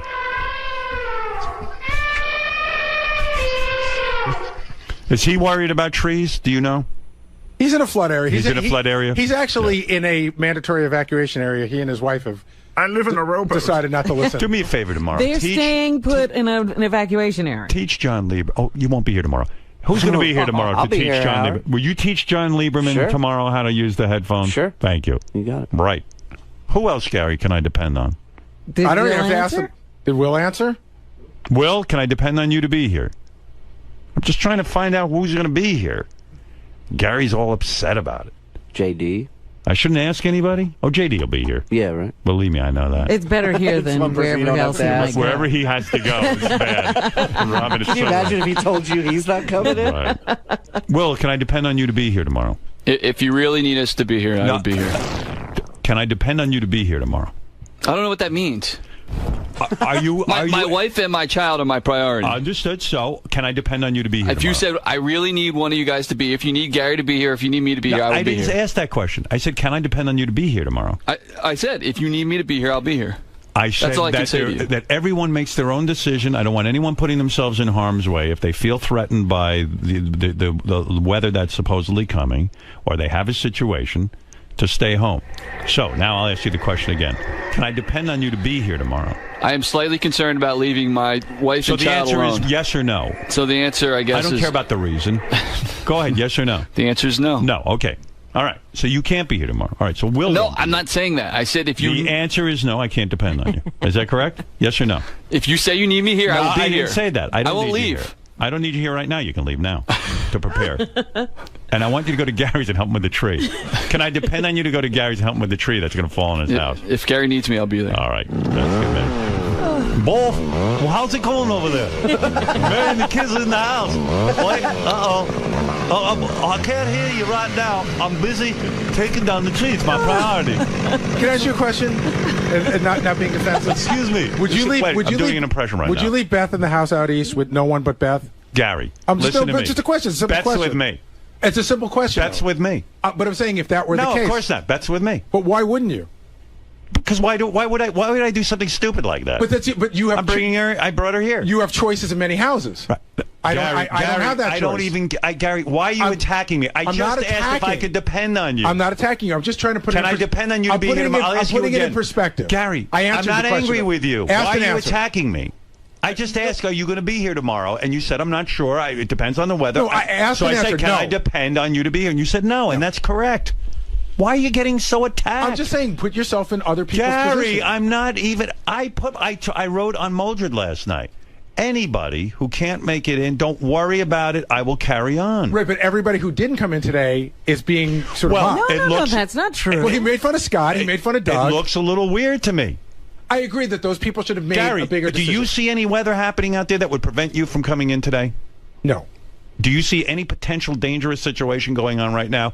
And can't we all leave at 10 o'clock? Maybe we leave early and get home? Yeah, we can leave it right after the show. Right. For sure. So don't you think that's a little ridiculous that they didn't come in? Yeah, I can tell you what even if the storm hit during the show, within the next 2 hours or 3 hours, it wouldn't have prevented anyone from getting home. Well, it would have been rain. I will tell you what one person said to me, and this was yesterday. Right. When it sort of shifted because it was supposed to start at midnight last night. It hasn't started yet.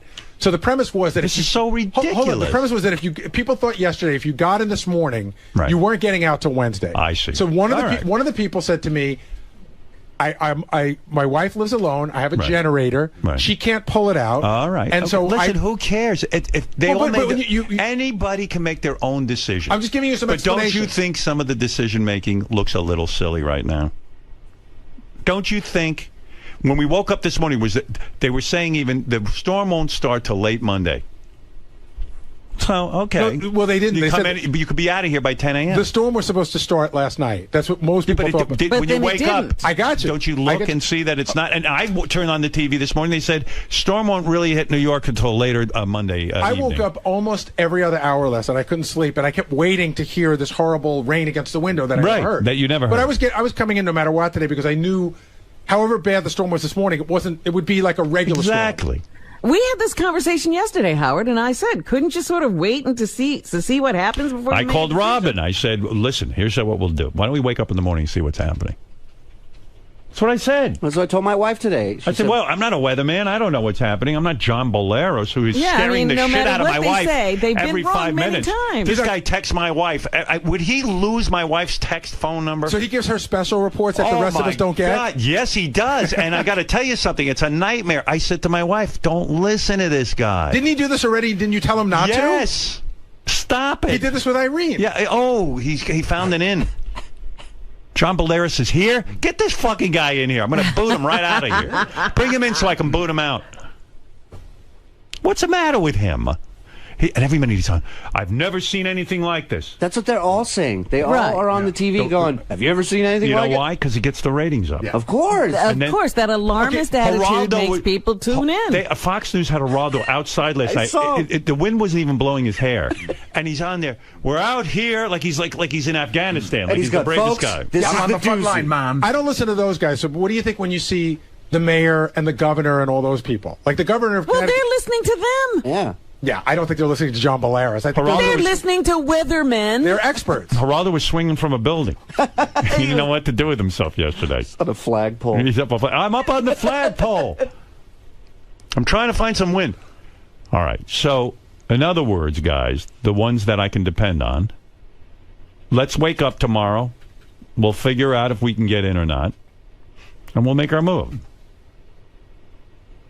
Gary, shh, we're in a planning session with the people who are definitely going to be here. I So please keep quiet. That's all what right. I'm talking about. Howard, I watched I'm in a planning session. Gary, Yeah. how'd you get into this closed meeting? Yeah. How did you get in it? Yeah, we can't depend on you. Hey, Boleros, what are you, a fucking maniac? Guy is a maniac. He is a maniac. Let me turn my attention to you. What is your problem? What are you, hopped up on something? Yeah. Dude, he lives for this. Can I say something? Lose my wife's text number, will you? I'm being serious. I mean, what are you doing? Wait. You text my wife. You start on Thursday. On Thursday. No, I really probably I would have started earlier, but I didn't want to bug anyone. Yeah, well, you're bugging my wife, and she's walking around in a fucking panic. John Bolaris just told me he's never seen anything like it. It's true. And didn't he say that the last time? Do me a favor. Last time you wound up in Pittsburgh. Yeah, I mean, you really because of him. Yeah, because of you. were I gonna had to go to move a Vermont. dog and 3 cats. You were going to go to Vermont. I said no. Vermont. Beth said, "Do me a favor. Let me just do whatever I have to do. Even if I die in the storm, it's better than you would listening have flooded to you." out in Vermont with Irene. You know what? I know that. See, I heard that on the news. I didn't need Not you to before tell that. me. Yeah, no. I did. No, you get her worked up. No, what do you mean? No, I was there.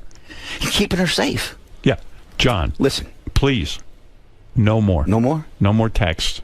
You got to stop. Safety? No, seriously. I don't Really? mind. I like you. You know I do. Yeah.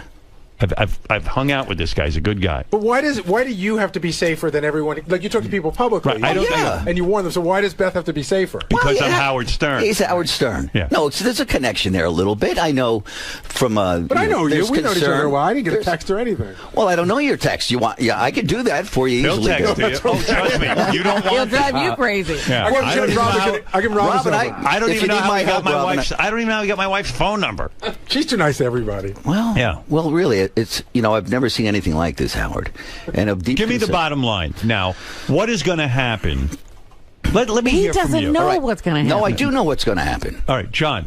It's what Right we now call. we're all here, and there's nothing happening. So what is going to happen? Give me It's a time. called It is the perfect storm. Right. Okay. Rare. Atmospheric conditions all coming together at once. Now, listen, hear me out. All right, I know Canada and the snow and the whole thing is going to happen. What? Just tell me Winds what. increase rapidly this afternoon. There'll be hurricane force here by What time? About you'll see the winds really ramp up around 2 o'clock this afternoon. Go ahead. Hurricane force by evening, 4 or 5 o'clock. Winds gusting 70, 75 along the Jersey Shore, northern New Jersey, Sandy Hook, in the hook into southern Manhattan. Just talk about Manhattan. I don't care about New these York other City, places. southern Yeah. Manhattan. Yeah. It will flood out. It will the lower end of Manhattan. Right. It will come over our Rockaway Peninsula. It will flood out. FDR Drive will be under about 4 to 6 feet of water by tonight. The FDR Drive, Yes. 4 to 6 feet? That makes sense. 4 to 6 feet. What about the West Side Highway? No, well, there'll be flooding on the west side. We're in a, right now evacuating a zone A. I think it will go perhaps to a zone B because the storm continues to intensify. Haven't seen anything like this. Even the 92 nor'easter can't compare to. This is a storm that we've never predicted before. See, now this is what's going on in my wife's text, and she is in a panic. But it's serious stuff. Do No, you not think it's real? I think it's real, but again, we've been not lied to, but the prediction in business is hard. In Italy, they would These kill storms you. aren't that easy to predict. In Italy, they'd lock you in jail. But what if they're right? Yeah, right. What if they're right?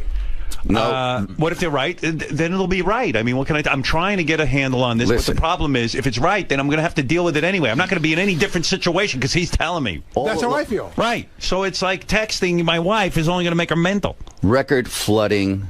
New York City, southwest end of Long Island, north shore of Long Island, going in through into the Lip and into Great Neck region, all of Lower Manhattan, East Side. I told you about the FDR, the Rockaway Boulevard probably will be underwater. Flooding. Flooding. So, I mean, John, tidal surge. John. Yeah.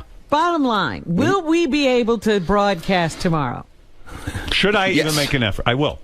Now, what are you basing Can it I on? depend on Gary to be You're in here? a safe zone here. So you don't think we'll lose any electricity here? Oh, well, there'll be power outages for days, but mainly in the suburbs. The grids are tough to take down Where in are New York these City. grids? I mean, really, what do you understand power? Trees going down, knocking down the power line. right. So that's Manhattan doesn't have any trees No. and power lines. No, Yeah, but it there comes could into be Manhattan. scattered outages But in it comes Manhattan. into Manhattan online. Does Manhattan have any place where they make their own power?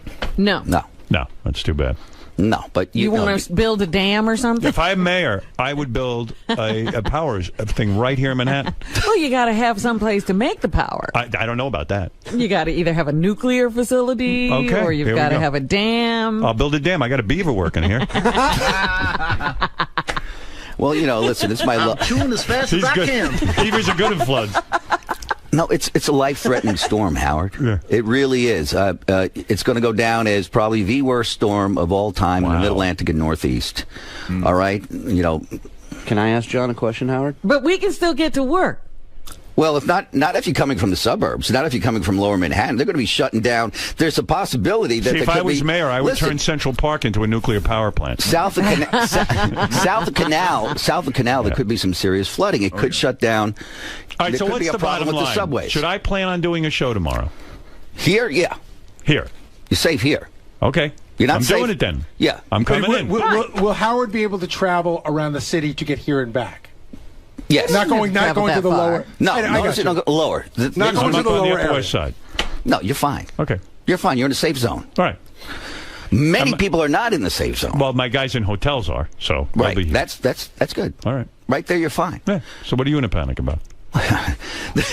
As long as we can broadcast, America will be happy. Well, there's other factors. I mean, your listeners are the deep listeners concerned. Well, not to me. I have to be safe. That's all my listeners. And my listeners only care about me broadcasting.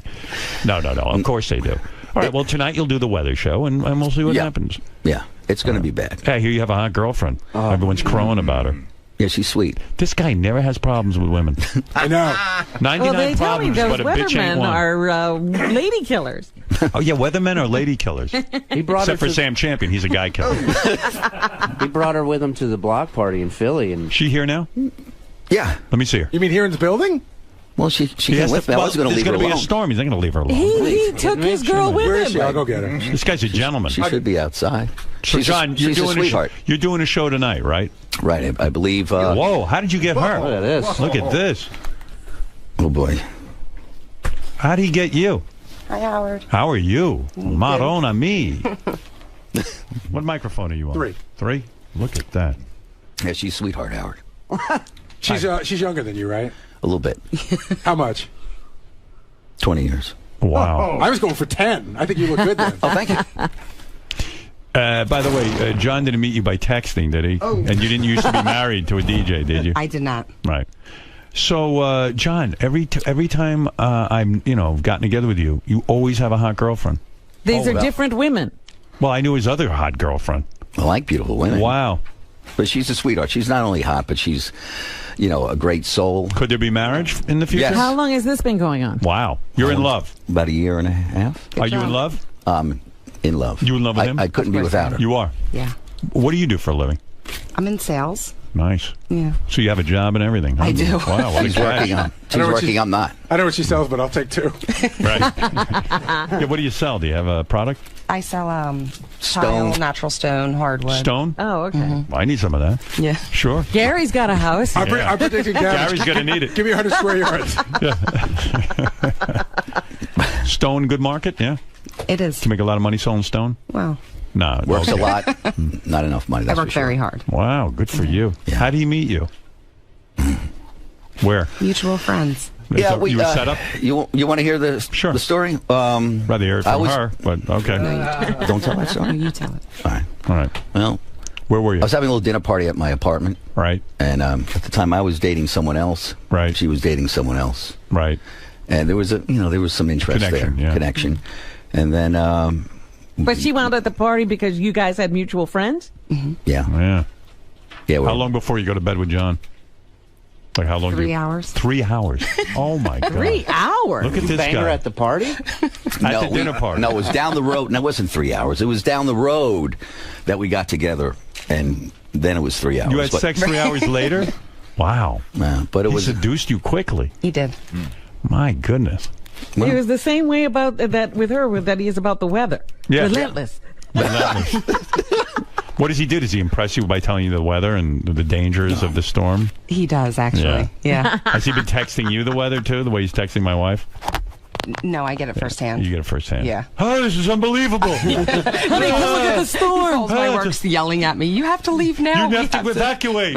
And that's what he says to my wife. I didn't say evacuate. I said you're safe. Yeah. All right. Well, all right. John is going to be on the air with us tonight. Mm-hmm. He's going to be covering the storm no matter what. Right. I can depend on you to be here? Absolutely. All right. That's my life. Good for you. Yeah. Good for you. I can depend on you. We will get married. This is the first time. Why don't you propose? Have you proposed? Truly in love. Have you proposed? No. Go ahead. Do it right now, John. pussy. Let's hear it. No balls. Let's go. What is your name? I don't even know. Erica. Erica gave him the John? note. She goes, no. Well, she knows that. I love her. No, it has to be right.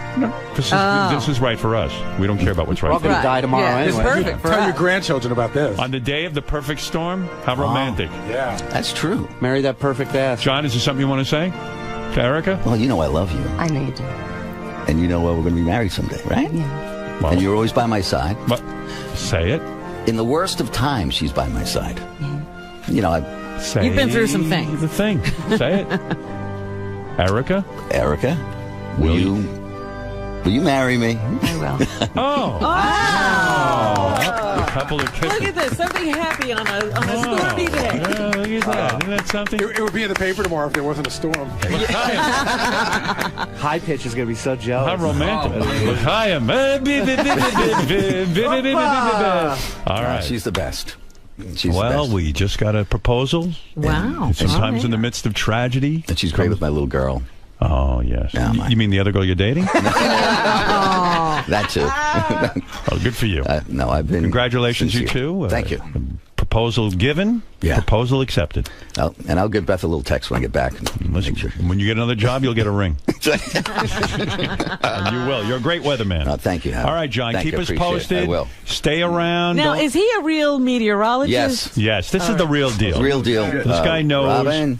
I'm lending you my personal meteorologist or whatever that is. When I was in the Air Evil Force, Dave. if you screwed up forecasting, you get gross negligence in forecasting. You can't screw up a fighter jet, coming down thinking he has a ceiling of perhaps 5,000 feet when he really has a ceiling of 1,000 feet. You got your training in the Air Force, Training right? in the Air Force. Absolutely. I see. Can you fly a plane? No, but I've been on missions. You have? Yeah. Missions Where? to what? Hurricane hunters flying into the eye of the storms. Oh, really? Yeah. Nice. Flown into the eye of storms, quite a few in the eye. And I was actually, 1987, Hugo was the first one to actually broadcast live from C-130. At the time, Brian Williams was anchoring on the weekends in New York. I'm just watching Erica. She's like, I'm going to go call a real estate broker. We're buying a house. That's right. She just got proposed to. She's unbelievable. You're getting married. I mean, this is very I'm the exciting. lucky one. I'm not. She's not so You just lucky. got proposed to. Want to set a date right now? No. No, you want to. All right. Listen, you two kids. Go ahead. All right. Thank you, Howard. All right. Good luck. Congratulations. Congratulations on the big wedding. Mazel. All right. Mazel. All right. So we can't. Congratulations, guys. Thank you. Well, very unexpected, huh? Talking about being on the spot. Right? You thought it was going to be a storm show, and then you're engaged. Actually about that. Wow. I'm really concerned about safety. All right. So we can't depend on Gary tomorrow. Let's see. Am I allowed to talk? Absolutely. And when you say, Gary, do you feel guilty? I'm going to say, sure, there's some guilt. It's not an easy decision. Gary, are we back on this? What I want to say, it is. Gary, I just wanted to know who's going to be but here. It's not an easy decision to make. Of course. If I didn't Gary, care, if I didn't care about the job, there'd be no guilt at all. Gary, I'm trying to communicate with the people who can be here, who I can depend on to be here tomorrow. You're not part of that group now. I'm talking to them. But of course, there's some guilt involved. Right. It's not an easy Gary, decision nobody to make. cared. Well, you just then why tweeted do you it. keep bringing up? You brought it up. No, but why do you keep saying I'm talking to the group that can be here? No, because you keep interrupting. I'm trying to talk to the people I can depend on to be here tomorrow. You understand? We now have to make plans. I didn't say I wasn't going to be here. You have to make plans. It's not a given that I won't be here. All right. Well, we'll see. We're looking forward to knowing. Wouldn't it be great if Gary ended up here and I didn't? That's what I'm going to do. You know, that's happened. Can I tell you? It's a fucked up thing. It was in 1992. There was a snowstorm that was unbelievable, right? Yep. Oh, I remember that one. And I came in, and nobody else came in, and I ran the best of tapes. And they shut the highway down behind me. I could see the police putting up the cones behind me as I was going. Well, we could depend on you then, but not now. I understand. All right. Thank you, Gary. Times have changed. Times have changed. Go get security to get Gary out of this closed meeting. Yeah, we're in a closed meeting. All right, Gary's gone. Now we can make our real plans.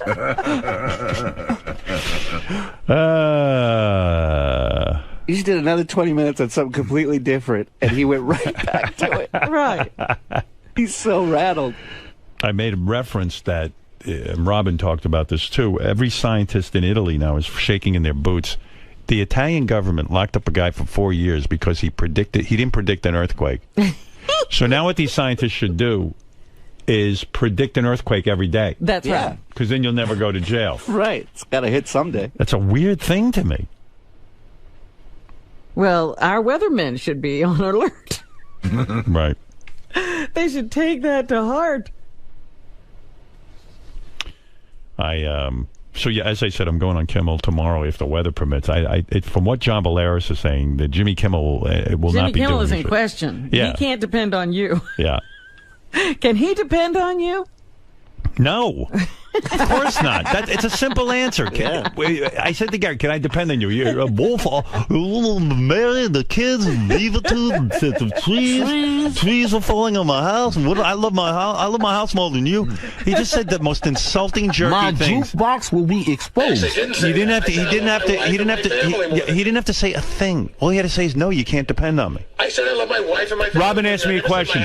Robin asked me a question. Could Jimmy Kimmel depend on you tomorrow? I said no. I didn't say I love my house. I love my wife. I mean, you're a fucking maniac. Please, go away. I'm in a closed meeting now with dependable people that I can depend on. And pretend. All right, thank you. All right, got it. My house more than you. I got it. No, but Okay, got it. Acknowledge it. Acknowledge. I acknowledge. Okay, good. Hello, big screen TV. I love you. I like when he looks at you and goes, I don't have a lot of homes like you do. All the anger came just from pouring out his fucking guy. I just said, palace in Versailles. Yeah, can I? You have staff. I don't have a staff. I don't have anybody. Just shut the fuck up. That you have. All right, good. I have a staph infection. Gary, I'm not. I just asked. Jimmy's not mad at me. I just said he can't depend on me tomorrow. If there's a storm, I don't know that I can get there. I mean, it's such a simple answer. I can't believe I got to take shit, by the way, from Shuli, who almost got fired for missing almost a shitload of days. Right, Shuli? Still attacking Gary. I don't know why you're Gary, I don't know why you're just asked the question. I'm here. You're not getting I'll shit be here from tomorrow. anybody. I have a family. Anyway. No, Jimmy Kimmel cannot depend on me tomorrow. I don't know if I can get to Brooklyn. That's the answer. It's a simple answer. Now, when are you going to tell Jimmy that? I'm going to tell Jimmy right now. You can't depend on me. I don't know. Jimmy can't depend on Jimmy for tomorrow. No, Jimmy is planning to record his shows as they have planned. Oh, is that right? He's going to go through with it. Well, I'm He's going to make every continue effort. to tape. I'm going to make every effort. But what if a tree falls on my house? What do I do then? What do I do? What would you do? He'd stand there and stare at a fucking tree on his house. Look at what Jimmy's doing. Jimmy's bringing along a backup generator. Well, his house in California is not... He's abandoned. He is not in the path of Sandy. He has more choices. He's flying out the crew early. I don't have the choices you have. I haven't taken one phone call. No, how are people faring in this weather? How are you faring? This person's underwater. Yeah, I won't bother him. James, go ahead. You're on the air. Rain hasn't even started. It's underwater. James, No, the go rain ahead. has started. Oh, it has? Yes. Hello? Uh-oh. Mary, I'm coming. Call me as soon as the first drops hit. Uh-oh. Lucas, get the chainsaw out for the tree that's going to fall. And the other thousands of scenarios. There he goes. I'm coming, Bolf, who I don't love so much. About the expressway, has the tree fallen yet? I'm monitoring with John Bolero. They're putting cones up as I drive. They're closing the bridge behind me. Uh-oh, just made it through. Doug Goodstein's home. Yeah, He's waiting. feet up. Yeah, right. Wow, it looks dark outside. It's getting darker by the minute. It's dark. So bad out. Mary, there's a roadblock. I'm going through it. Gary, serious? And I'm being serious. You should leave now. And I'm being serious. Gary. The rain has started. Gary, the rain just started. I'm serious. Go home. I don't need to leave now. The rain's not a danger. No, but seriously, go home now because it could rapidly get bad. And I'm being serious. And I know what's a good time to leave. I have more things to do Sure, here I today. think you're being irresponsible. Your home's getting wet, Gary. Yeah, there could be flooding already. Mary, stop building an ark. Yeah, Mary's building an ark all by herself. Get 2 animals, 2 by 2. What if a window is open? Who's checking the windows? Mary? Uh-oh. Of course. Yeah, well, Those I don't know that easy. she's capable. If you see a wicked witch of the West, get away. She's peddling by the window. See, I didn't go home. And Mary ended up in Oz. She's with the Tin So Man. seriously, go home now. Well, with a trampoline. Gary, go home. I'm not ready to go home. You should. I can be depended on to finish the show today. I'm no Casey. Right. Oh my. No, no seriousness. Go. He thinks I'm kidding, and I'm not. I understand. If you're gonna risk going home, I think you should go home now because it could rapidly get bad. At least he can get out now. Right. I think I have a pretty good idea. I mean, John Bolaris said the worst of it is a 2. Well, you know what the wrap-up he show could be a little bit wrong. He could be off. It's not an exact science. Hurry home. Right now. I'll be upset. I'll be worried about you sick all day. Yes, James, you're on the air in Franklin Square. Are you safe? No, I'm... Are there white caps in the bug bath? What if there's flooding and a tree on the house? And we have to identify the tree. At that point, I would just abandon ship, right? Yeah, like what are you gonna? Absolutely. And emergency services are not going to get there right away. They're not going to get. No, just came through Gary's the window. acting like he can get the tree out there himself. Stop tearing sheets. We need tourniquets. Put glass under my gums. Oh, no, that's Mr. Ed. Tape the windows and my teeth. Hey now, Hey, now. I live 2 towns away from Goodspeed. It's not bad at all. There you go. Not bad at all out there yet, is it? Well, I'm worried about Gary getting home. What are your parents doing? You talk to them yet? Yeah, I called my mom last night. Oh, Like, yeah. Like, what can I do for my parents? You know, they're in their house and stuff, and I go, Mom, I can't hear you so good. I go, okay, I was on the cell phone, you know? Oh, forget it. Then there's no communication. I go, okay, I'll be quick. Are you okay? Of course I'm okay. Well, I'm worried about you in the storm. Are you prepared? Do you have things? I mean, what should I prepare? Your father and I went out. We have water. I mean, look, if the power goes out, that'll be terrible. But we're fine. I mean, what can we do? I go, I know. I just feel like I should call you to pretend like I'm sort of interested. Like I'm prepared to do something. Yeah, like, what can I do? If a tree falls on, I love my parents, but if a tree falls on their house, what can I do? Nothing. I'm not gonna. What am I gonna go out there with a chainsaw? No. I would, bull. Like, does Gary really guard his house? I mean, what is... From looters. Like, He has- neighbors, guard the houses, too? I mean, do they, take turns? I know Gary has web cameras on his house at all times. Like, he can go online and see his house. What if our address falls off the house? Then we won't know where we are. I'm constantly monitoring you. We're monitoring? That's a good thing, right? You would think they would do something. Beanie's like the Paul guy now, you know? Gary has a crossbow now. You got me. Look, he's got a crossbow. I'm back. I'm back like an asshole. Why are you back? Would you go home You know already? what? You threw the asshole hook in the water, and I fucking bit on it. And you reeled me in. Gary, seriously, go home. You did. It was dangling, and I go, I'm not gonna fucking bite on it. I'm not gonna bite on it. Here I fucking have. No, stop it. And I'm serious. If you are going home, you should go now. I'm fine. All right. I'm fine. I'm worried about you. I feel like I'm watching a symphony in progress. No symphony. I'm actually concerned. I'm just trying to figure out what to do tomorrow. What? Isn't he a kind of official? Like, you would think they would take care of him now that he's a big shot in Connecticut. I got to go because no one can understand a word you're saying. He said now that I'm a big shot. They're going to drop the other 60,000 houses and just focus on mine. Right. LJ, you're on the air. That's LJ over in Comac, Long Island. Hey now, first time, long time, Howard. You better stay in your house with Doug Goodstein. Just wanted to thank you for always making it out, staying on for 9/11, being there 9/12, coming in today. You can depend on me. What's up with Gary? He used to be so dependable. Why can't he go home now? Well, he has concerns that trees are going to fall on his house and there's going to be flooding. So he's But no, he said, why can't I go home now? And then he what? should go now. And then what? And get your generator out if that's the problem, or go home, get your wife and kids, and come to the hotel.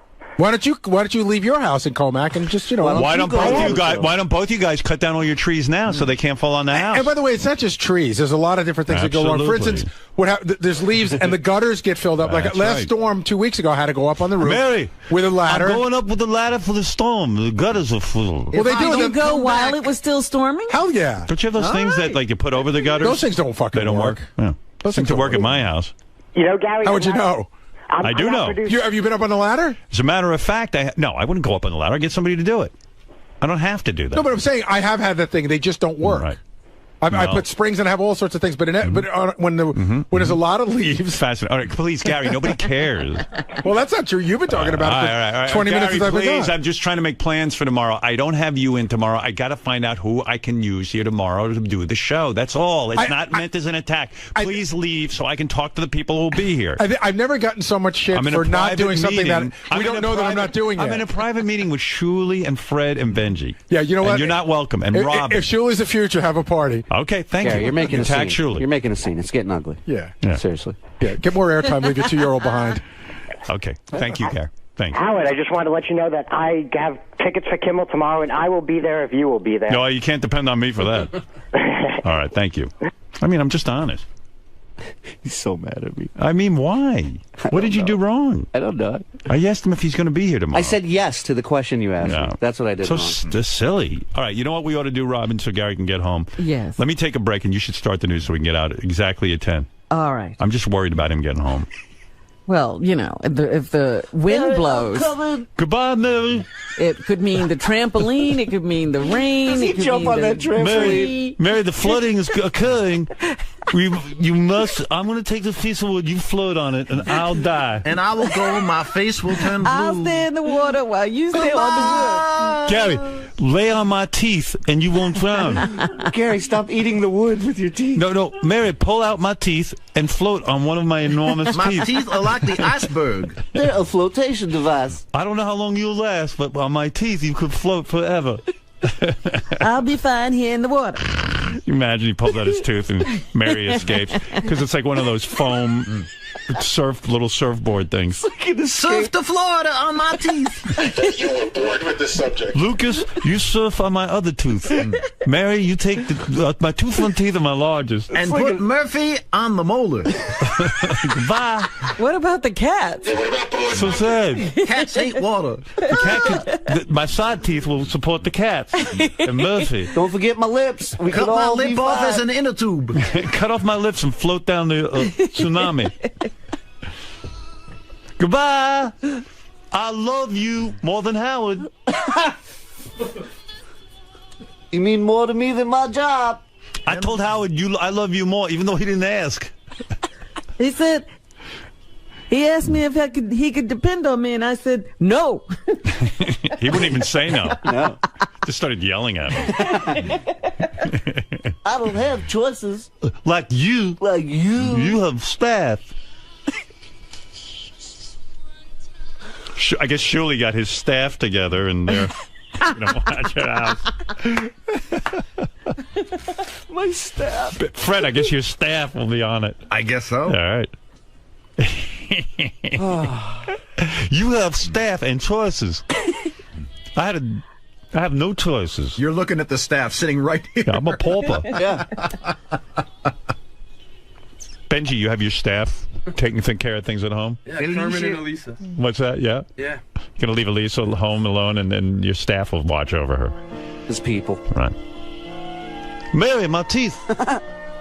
Pull it out with a pliers. You'll live and I will die, but my teeth will have done good for man. My teeth will go on and on. I think I'll ride out this storm in my man cave. One tooth for you, another tooth for Lucas and Murphy, and the two cats will be on my side teeth forever. Martise. Can I tell you something? Goodbye, Martise. Can I tell you something that has to do with this, but not directly with me? DePace just called. Oh, and yeah, he wants the to put on the air that he was ordered to stay home. Ordered? By who? He's very upset. I guess I don't know. He just said he wants you to know he was ordered to stay home. Well, you know what? That's Doug Goodstein. I'm telling you, Doug Goodstein wrote me last night. Like I'm in the middle of 20 things, and I get this text.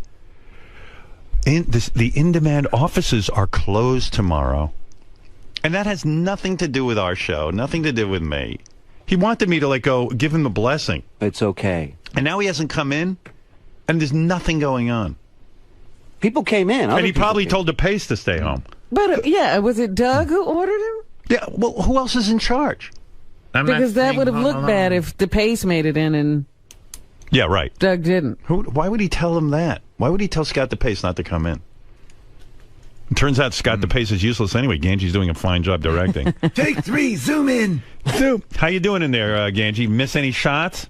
1 or 2, but I'm holding it in. Yeah. You're holding it in? What are you holding in? Yeah, big shit. My camera guy today has a broken hand, so we're holding it together. Sorry. What? What? Said my camera guy today has a broken hand. And he's here? And he's here, yeah. Right. So who told Scott DePace not to come in, Doug? I believe it was our executives for the company didn't want the employees to come in today.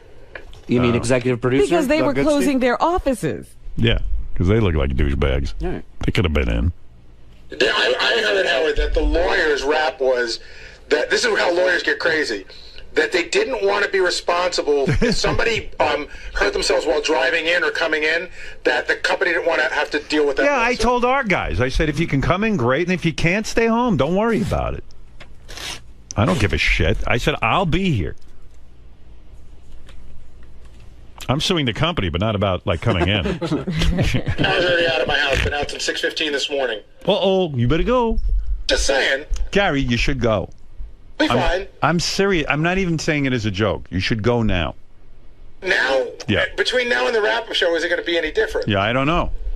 I do. It could change rapidly. Yeah, if things could close down, you might not be able to get He thinks there. I'm busting his balls. I'm not. I'm saying No, I think that if you're going to attempt to go, 11:30, I'll be fine. all right.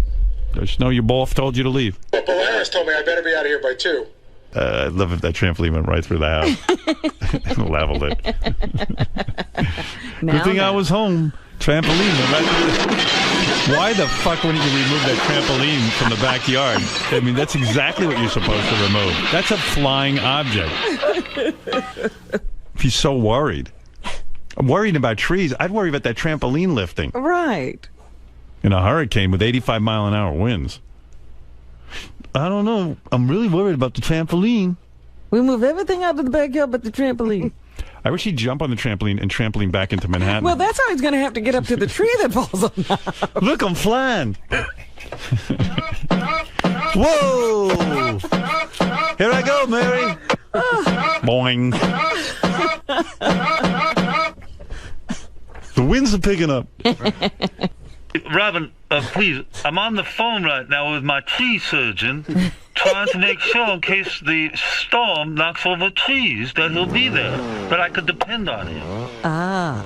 Well, Gary, I don't think you can depend on your tree surgeon to be there. I mean, he's got his own family. He's got his own family with their own trees. Well, then he's not my tree surgeon anymore. This just in, this storm took Gary's house away, and it fell on a tree, ironically. That's right, Wolf. I couldn't have predicted.